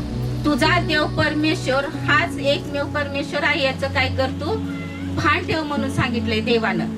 आपल्या आई बापाचा मान राख आणि आपल्या आई वडिलांना तुच्छ मानू नको. आपल्या वृद्ध झालेल्या आईला काय करू नको, तुच्छ मानू नको म्हणून सांगितले. बघा आता आश्रम निघले ते आता भरपूर लोक काय करायला लागले ती पैसा भरपूर झालाय आता लोकांच्याकडे म्हणून काय झालंय की आश्रमात आई वडिलांना ठेवायला लागले ती लोक. आणि आपण नोकरीला आणि मुलांना सुद्धा त्यांच्या आई वडिलांचं प्रेम मिळाना झालंय. तर आपण आपल्या घरातील लोकांवर पहिलं बघा येरुशलेम आहेत. येरुशलेम ही कोण आहे? आपण सगळी लोक जी आहेत ती येरुशलेम आहे. म्हणजे काय तर आपण आपल्या शेजाऱ्यावर आपल्यासारखी प्रीती करायला सांगितली. तेवढं सोपं आहे का हो शेजाऱ्यावर प्रीती करणं? हाय का सोपं? कुणी करू शकते का तसं? कुणीच नाही करू शकत. त्यानं कचरा इकडे ढकलला की मी कधी तिकडे ढकलेल असं होतंय. पण ते देवानं काय सांगितलंय की आपल्यासारखी आपल्या शेजाऱ्यावर प्रीती कर. देवानं एकुलता एक पुत्र न राखता आपल्यासाठी दिला. मग आपण किती वेळा त्याला क्रूसावर चढवायचंय? एकदाच गेलाय क्रूसावर आपल्यासाठी, पण आपण रोज त्याला क्रूसावर चढवत असतो. रोज कशामुळे? तर आपण त्याच्या आज्ञा पाळत नाही आणि ते जे देवानं आज्ञा दिली ते आपण त्याच्या आज्ञाचं पालन करत नाही आणि आपण त्याचं कुठल्याही गोष्टीचं मनन करत नाही, चिंतन करत नाही. म्हणून काय होतंय रोज आपल्यासाठी देव काय करत आहे? रोज क्रूसावर चढत आहे. हे चांगलं आहे का? बघा आपल्या मुलांना जर काटा लागला तर आपल्याला किती म्हणजे वाईट वाटतं आपल्या मुलाला. मग देवानं एकूण एक निर्माण करता जो आहे त्यानं एकूण एक पुत्र त्याचा न राखता आपल्यासाठी दिलेला आहे. म्हटल्यावर त्याला किती वाईट वाटत असेल. आपण तर त्याच्या हातची कृत्य आहे. देवानं आपल्याला किंचित कमी केलेलं आहे, किंचित देवानं. नाहीतर आपण देवासारखं झालो असतो. जर आदामानं जर पाप केलं नसतं तर आपण काय केलं असतं? देवा समानच झालो असतो. देवानं काय केलेलं आहे? तेवढ्या पापामुळं की काय केलेलं आपल्याला देवानं साईडला आपल्याला म्हणजे किंचित साईडला केलेलं आहे. पण आपल्याला बुद्धी आहे, समजतंय, कान आहेत, ऐकायला येतंय, डोळा आहेत, आपण पाहतोय, आपल्याला सगळं आहे, विचार करता येतोय, सगळं येतंय. पण आपण काय करत आहे? ते करत नाही. का करत नाही? तर आपण काय करतो? जी आपल्याला मन जी दिलेलं आहे ना ते मन लय घाण, मनासारखं घाण काही सुद्धा नाही. आत्मा चांगला आहे, जो देवानं आपल्यामध्ये घातलेला आहे तो आत्मा चांगला आहे. पण मन आपल्याला जे आहे त्या आत्म्याचं काय करत आहे? ऐकू देत नाही. आणि न ऐकू देता म्हणून काय करत आहे? आपलं मन काय होत आहे की सगळीकडं घाण तेवढं आपलं मन काय करत आहे? करत आहे. म्हणून आपण त्या मनाचं नाही ऐकायचं तर आत्म्याचं ऐकायचं आहे. कारण देव आता कार्य कसं करत आहे? तर आत्म्यानं कार्य करत आहे. पहिला येशू ख्रिस्त काय झाला?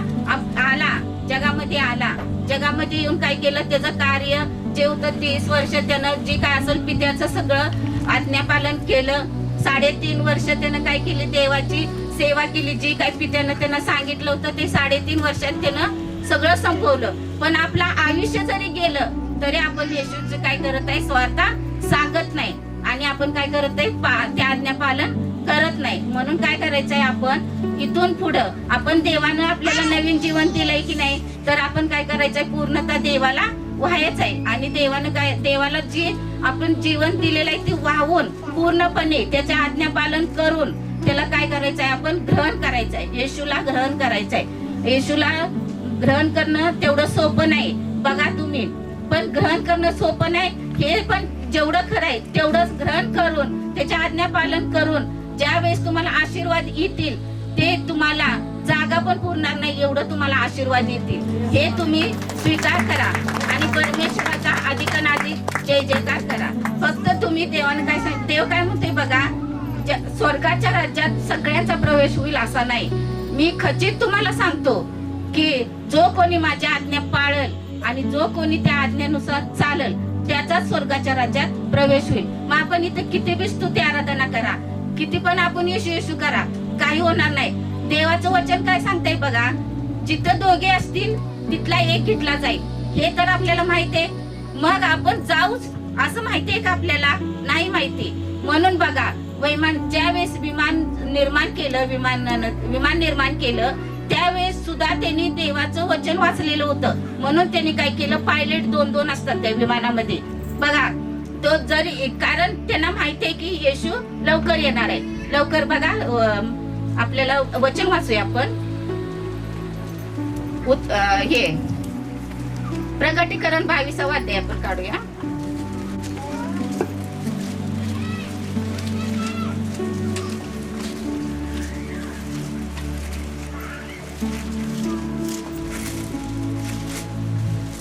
Hallelujah hallelujah hallelujah. हालेलुया. बघा 22वा अध्याय आणि 12व वचन काय सांगते बघा.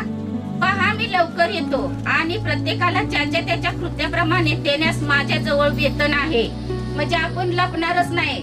देवाच्या जे त्याचा न्याय आहे त्याच्यापासून आपण लपू शकत नाही. आपण किती जरी म्हणजे लीन नम्र जरी असलो तर आपल्या प्रत्येक चुका देवाने काय केलेलं आहे त्याच्या स्मरण वहीत काय केलेलं आहे त्या लिहून ठेवलेल्या आहेत. त्या आपण चालताना काय केलंय, बोलताना काय केलंय, जाताना काय केलंय, बसताना काय केलंय, उठताना काय केलंय, ते सगळं देवाने काय केलेलं आहे त्याच्या वहीत नमूद करून ठेवलेलं आहे. म्हणून बघा ज्याच्या त्याच्यात लवकर येतो म्हणून सांगितलंय, उशीर करणार नाही म्हणून सांगितलंय बघा देवानं. पण बघा माझी एक पुतणी आहे, ती म्हटली काकी तू सारखी आम्हाला म्हणतेस देव लवकर येणार आहे, देव लवकर येणार आहे, अजून कसा देव आलेला नाही, किती तू 20 वर्ष झालं सांगतेस. मी तिला म्हटलं बाई तुझं तारण व्हायचं असेल अजून म्हणून देव आलेला नाही. तुझं पहिलं तारण होऊ दे मग देव येईल म्हटलं कदाचित. पण देवाचा तू स्वीकार कर म्हटलं. आपल्याला पण तसं बोलता आलं पाहिजे. मला कोण कोण म्हणते म्हणजे सेवा करायला गेल्या ना कुठं मीटिंग वगैरे असतात आमच्या भरपूर, तिकडे गेले की मला विचारतात तुम्ही कोणा म्हणजे कुठल्या जातीच आहे. मी त्यांना सरळ सांगते माणसाची जात आहे आमची. सांगते त्यांना आपली माणसाची जात आहे की नाही, जनावरांची आहे का आपली, आपण एकच आहे सगळी. प्रभू येशू मध्ये आपण सगळी एकच लेकर आहे. म्हणून काय करायचं आहे आपण त्यांना आपल्याला उत्तर पण देता आलं पाहिजे. म्हणून बायबल तुम्ही चाळून चाळून चाळून चाळून तुम्ही वाचा. फक्त वाचताय म्हणून वाचू नका, तर त्याच्यातलं तुम्हाला प्रत्येक वचन आपल्याला काय झालं पाहिजे ते समजलं पाहिजे आणि समजून आपल्या मनात आपल्या अंतःकरणात ते रुजलं पाहिजे. म्हणजे आपल्याला काय होईल की ज्या वेळेस प्रभू येशू येईल आणि आपल्याला त्याच्या पुढे उभा राहायला लागेल, आपल्याला न्यायाचा दिवस येईल. पण बघा आपण म्हणतोय प्रभू येणार आहे प्रभू येणार आहे, पण एका वचनात काय सांगितलंय की मी येईल, येण्याची वाट पाहू नका, कारण तो दिवस आपल्यासाठी काय आहे भयानक आहे. भयानक आहे म्हणून तुम्ही काय करा तो दिवस लांबावं म्हणून देवाने सांगितलंय प्रार्थना करा. पण आपण काय करतोय देव येणार आहे देव येणार आहे देव येणार आहे असं करत असतोय. पण तसं न करता आपण काय केलं पाहिजे तो दिवस, कारण देवानं सगळ्या जगावर प्रीती केलेली आहे, आपल्यावरच केलेली नाही प्रीती. कदाचित देव त्यांचं सगळ्यांचं तारण व्हावं ही वाट बघत असेल, कारण तेही लेकरं देवानंच बनवलेले आहेत, देवाचाच आत्मा त्यांच्या मध्ये आहे. म्हणून काय करत आहेत ते देव उशीर करत आहे येण्यासाठी. पण बघा येणारे दिवस फार वाईट आहे ते. म्हणून काय करा तुम्ही येशू ख्रिस्ताला अधिक ग्रहण करा आणि अधिक त्याच्या अधीन राहा आणि अधिक त्याच्या वचनाप्रमाणे चाला. आणि काय करा तुम्ही आता तुम्ही बायबल वाचला असेल सगळ्यांनी, पण तुम्ही परत उत्पत्तीपासून तुम्ही वाचा. तुम्हाला उत्पत्ती मधलं काय समजलंय काय नाही हे काय मला माहिती नाही, पण बघा उत्पत्तीचा आपण अध्याय काढूया. पहिलाच अध्याय आपण काढूया.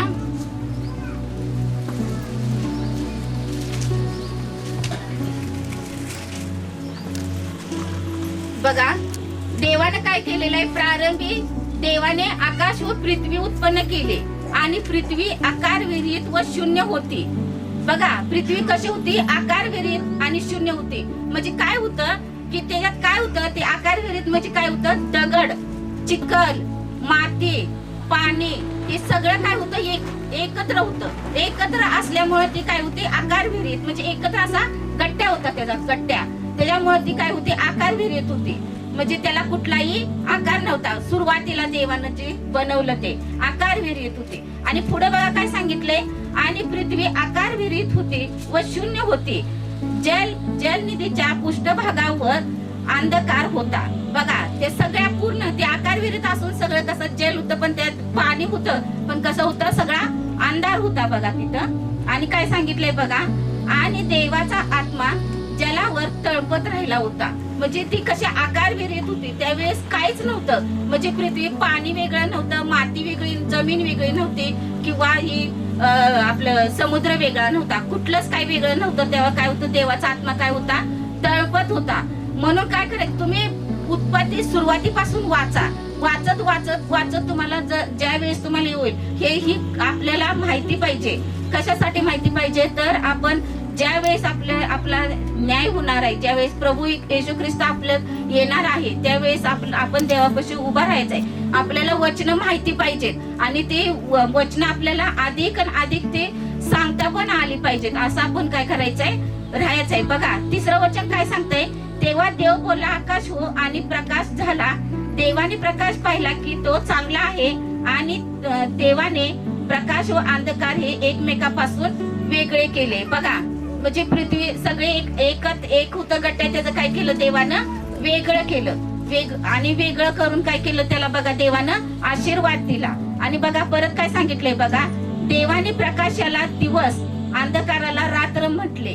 मग देवानं काय केलं, त्या आकारविरीत असताना म्हणजे तसं असताना देवानं काय केलंय, त्याला वेगळं करून त्याला प्रकाश आणि अंधकार असं दिलेलं आहे. बघा तसंच आपण पण जन्मतच आईच्या पोटात असताना कसं असतोय, गोळा असतोय.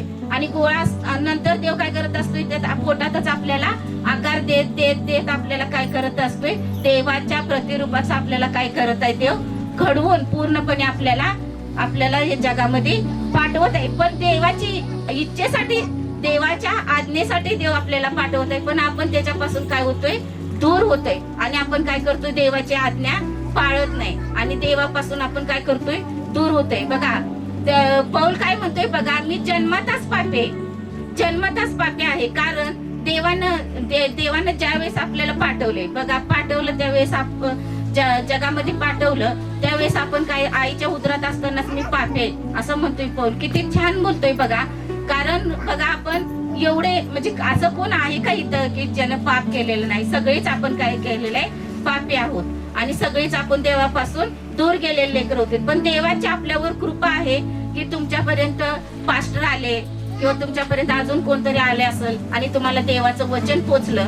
बघा तुमचे पास्टर पण खूप देवाचा विरोध करत होते, खूप त्यांना पण देवाचं काय आवडत नव्हतं. मला पण ते म्हणजे मी देवाची गाणी म्हणायला लागली तर तो पिक्चर मधली गाणं म्हणायचा. पण तुम्ही फक्त प्रार्थना करायची. फक्त जो कोणी आपल्याला विरोध करतोय ना तिथं देवाचं कार्य होत असते. म्हणून तुम्ही काय करायचं, फक्त त्या लेकरासाठी प्रार्थना करायची. प्रार्थना करायची, त्यांचं तारण होणार.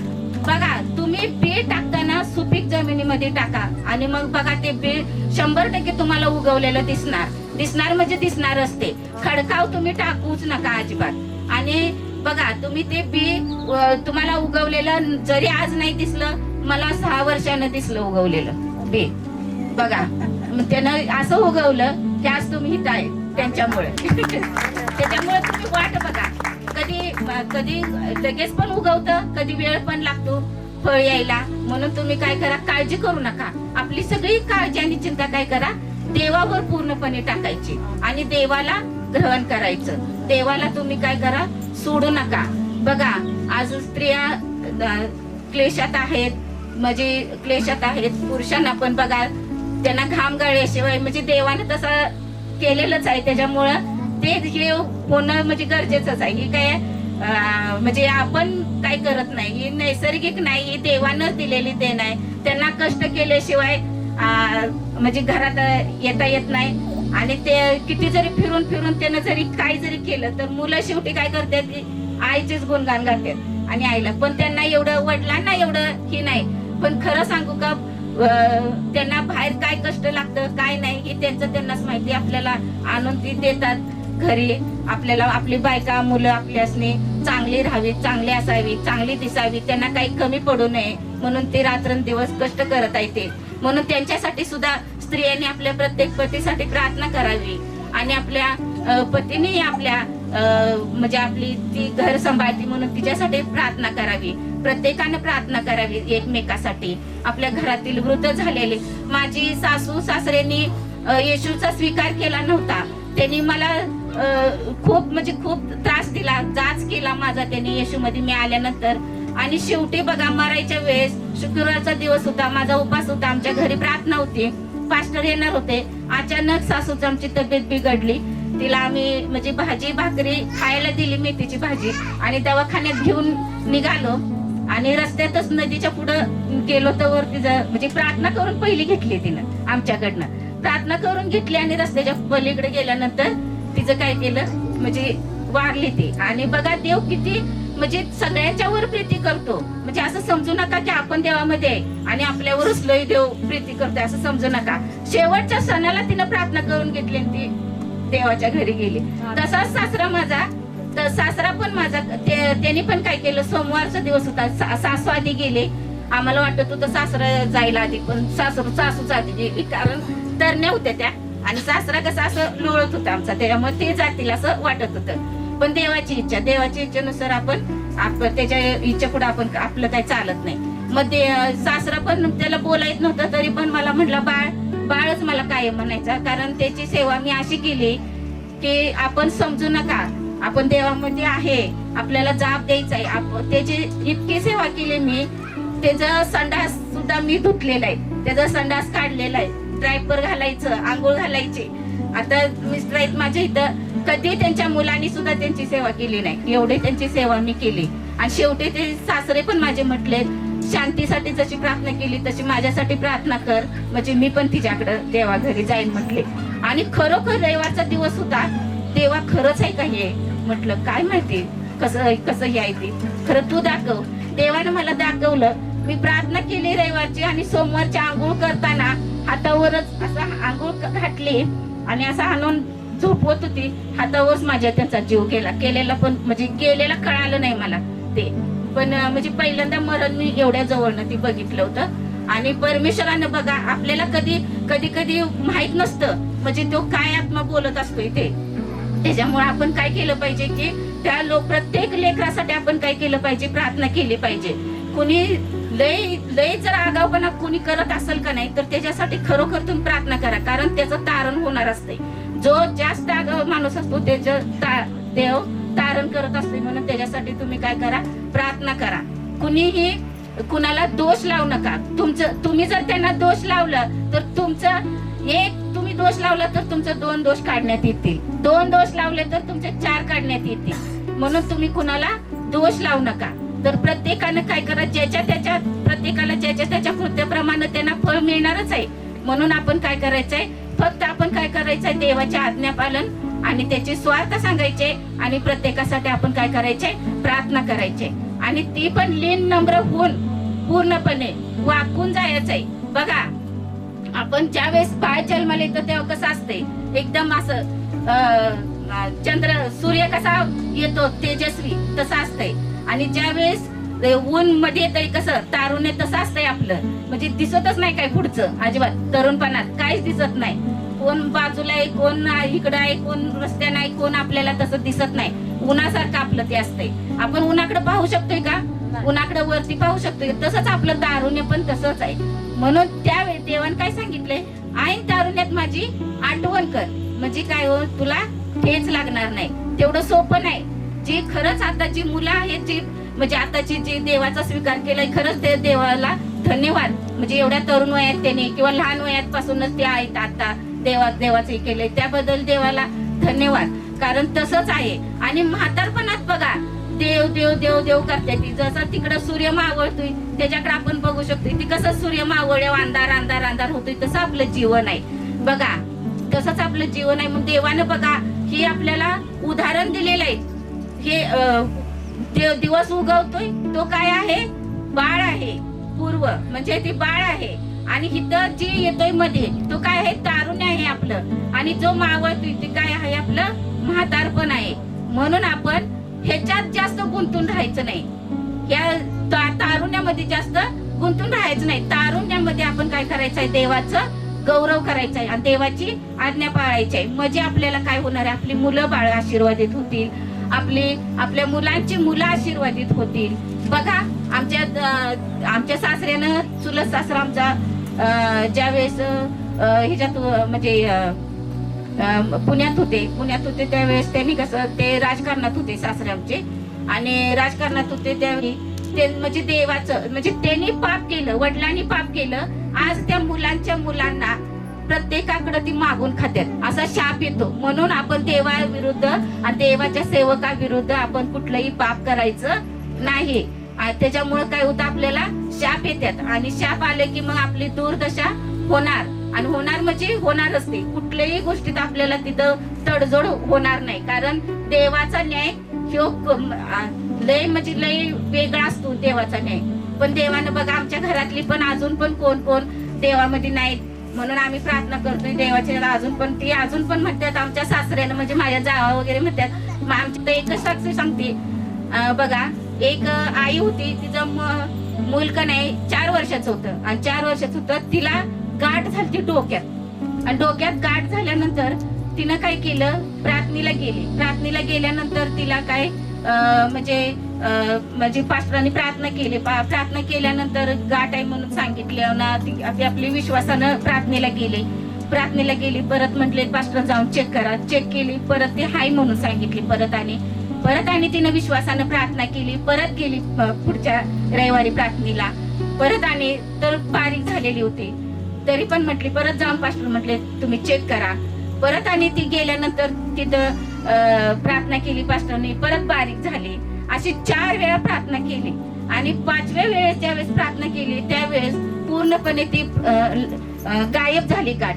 आणि डॉक्टरने पण रिपोर्ट त्याचे नॉर्मल दिले बाळाचे. म्हणजे ऑपरेशन करायला सांगितलेलं होतं, पण त्याची गाठ पूर्ण डोक्यातली काय झाली बाळाची 4 वर्षाच्या पूर्णपणे गायब झाली ती गाठ. आणि तिनं काय केलं, देवाचं गौरव केलं. काही तुम्हाला असा आशीर्वाद पाहिजे का सांगा. ज्यांना पाहिजे त्यांनी उभा राहावा. आपण देवाची आराधना करू आणि आपण प्रार्थना करू त्याच्यासाठी.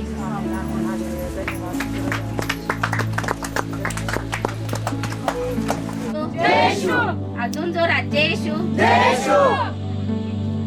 आपण प्रार्थना करूया. आपण सगळ्यांनी हात उंच करूया. आपण प्रार्थना करूया देवाकडे. Hallelujah hallelujah hallelujah. धन्यवाद धन्यवाद धन्यवाद धन्यवाद. स्तुतीस पात्र भयशोग्य देवा, तुमचे आभार म्हणते, उपकार स्तुती करते. आमच्या मुखाच्या द्वारे तुम्ही लेकरांशी बोललासा त्याबद्दल तुमची उपकार स्तुती करते. प्रभू परमेश्वर मग जिवंत देवा, इथं जे लेकरं आलेले आहेत आशेने देवा, त्यांची प्रभू आशा पूर्ती करणारा परमेश्वर तुम्ही ऐसा माझ्या देवा. पवित्र परमेश्वरा, प्रत्येकाला तुम्ही आशीर्वादित करा. जे आज प्रभू आशीर्वादाने आलेले आहेत प्रभू परमेश्वरा, ते गौरवाने जाण्यासाठी देवा प्रत्येकाला तुम्ही आशीर्वादित करा माझ्या देवा. प्रत्येकाला आशीर्वादित करा. आरोग्य द्या प्रभू परमेश्वरा. प्रत्येकाला आरोग्य द्या माझ्या देवा. परमेश्वरा माझ्या जिवंत देवा, सगळ्यांना प्रभू प्रत्येकाला त्यांच्या घरातील कुठल्या अडचणी असतील देवा, कुठल्या समस्या असतील येशूच्या नावात सुटून जाऊ देत माझ्या देवा.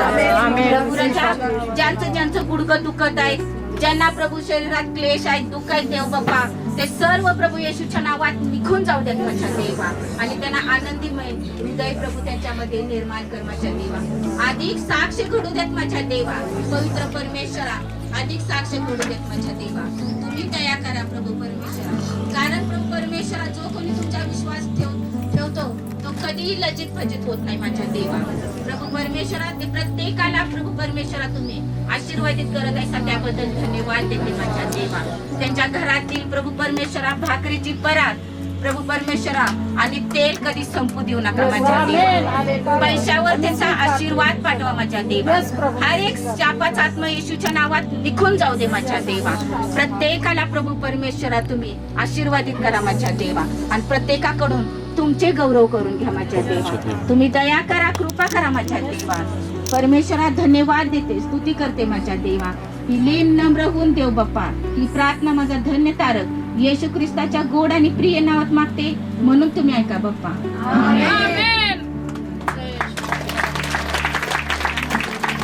हे प्रभु तेरा लहू बड़ा कीमती है, तेरा लहू बड़ा कीमती है प्रभु, तेरा लहू बड़ा कीमती है. क्योंकि उस लहू में जो ताकत है, जिससे हम पाते हैं छुटकारा. क्योंकि उस लहू में जो ताकत है, जिससे हम पाते हैं छुटकारा. तेरा लहू बड़ा प्रभु तेरा लहू बड़ा कीमती है, तेरा लहू बड़ा कीमती है प्रभु, तेरा लहू बड़ा कीमती है।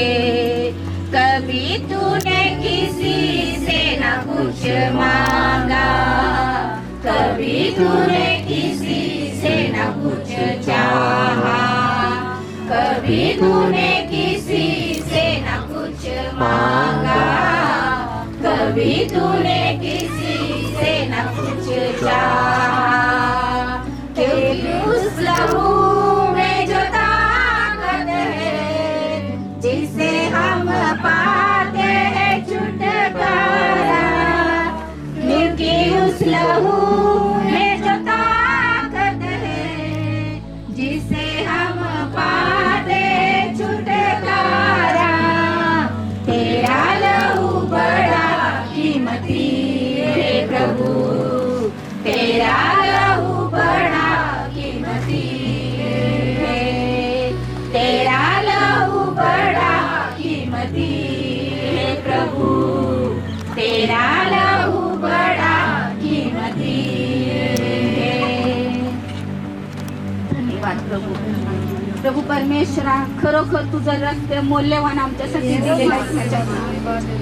तुझ्या रक्ताने देवा आमचं तारण झालेलं आहे माझ्या देवा. प्रभू परमेश्वरा, तुझं मौल्यवान रक्त आहे माझ्या देवा. प्रभू परमेश्वरा, अब्राहमच्या वेळी त्याच्या मुलाचं प्रभू परमेश्वरा बलिदान द्यायला गेला त्यावेळेस तू दया केलीस त्याच्यावर देवा आणि त्याच्यासाठी येडका दिलास. पण प्रभू परमेश्वरा, आमच्यासाठी तू स्वतः आलास माझ्या देवा, स्वतः आमच्यासाठी बलिदान झालास माझ्या देवा. आम्ही किती प्रभू परमेश्वरा तुझं गौरव करावं तेवढं थोडंच आहे माझ्या देवा.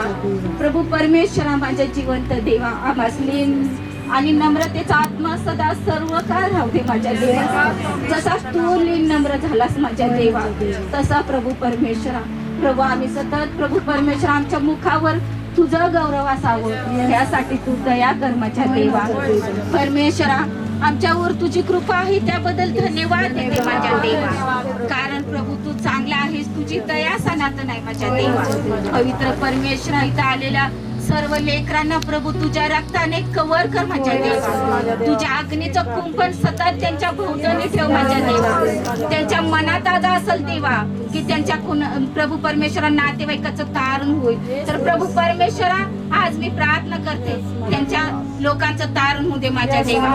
त्यांच्या गावासाठी प्रार्थना करत असतील देवा, त्या गावाचं तारण होऊ दे माझ्या देवा. जा पवित्र आत्म्यात कार्य कर, तुझ्या रक्ताने कव्हर कर प्रभू आणि तुझ्या अग्नीचं कुंपण घाल माझ्या देवा. येणाऱ्या दिवसामध्ये तारण व्हावं असं तू कर माझ्या देवा. कारण दिवस काळमान वाईट आहे माझ्या देवा. कारण प्रभू परमेश्वरा, माझ्या जिवंत देवा, तुझं वचन सांगतंय मी लवकर येणार आहे. तू येण्याच्या अगोदर त्या लेकरांचं तारण होते माझ्या देवा, त्या गावाचं तारण होते माझ्या देवा, त्या खेड्याचं तारण होते माझ्या देवा. आणि जिथं जिथं तुझं वचन पोहोचलेलं नाही अशा ठिकाणी कान्या कोपऱ्यात प्रभू परमेश्वरा तुझं नाव अधिकान अधिक उंच होते माझ्या देवा. तिथपर्यंत तुझं वचन पोहोचू दे माझ्या देवा. प्रभू परमेश्वर, अनेक सेवक प्रभू तुझी सेवा करत आहेत, त्यांना त्रास होत आहे अशा सेवकांसाठी आम्ही प्रार्थना करतो माझ्या देवा. त्या प्रत्येक सेवकांना तो आशीर्वादित कर माझ्या देवा. त्यांना शक्ती सामर्थ्य पुरव माझ्या देवा. त्यांना आशीर्वादित कर, आरोग्य आणि प्रभू परमेश्वरा त्यांना अन्नाचा पाण्याचा पुरवठा कर माझ्या देवा. आणि प्रभू त्यांच्या सर्व वाटेतलं काटे दूर कर माझ्या देवा आणि सगळे मार्ग मोकळे कर. आणि सतत प्रभू त्यांना सेवा करण्यास असताना देवा त्यांच्या सभोवती तुझ्या देवदूतांचा पहारा ठेव आणि अधिक आशीर्वादित कर माझ्या देवा. जगातल्या प्रत्येक सेवकांना तो आशीर्वादित कर माझ्या देवा. प्रत्येक प्रभू लेकरांना आशीर्वादित कर माझ्या देवा. त्यांच्या कुटुंबांना आशीर्वादित कर माझ्या देवा. त्यांच्या लेकरांना आशीर्वादित कर माझ्या देवा. धन्यवाद देते प्रभू. जो कोणी प्रभू येशूवर विश्वास ठेवतो आणि जो कोणी मुखाने कबूल करतो त्याचं तारण झालेलं आहे. प्रभू परमेश्वरा, प्रभू तुमच्या पुढे नाही तर जगापुढे त्याने कबूल करावं प्रभू परमेश्वरा, असं तू कर माझ्या देवा. धन्यवाद देते माझ्या देवा. स्तुती करते माझ्या देवा. मान, महिमा, आदर, गौरव, सन्मान सर्व काळ तुमच्या नावाला देऊ. प्रार्थना येशूच्या नावात मागते म्हणून तुम्ही ऐका बाप्पा. आमेन. हालेलुया.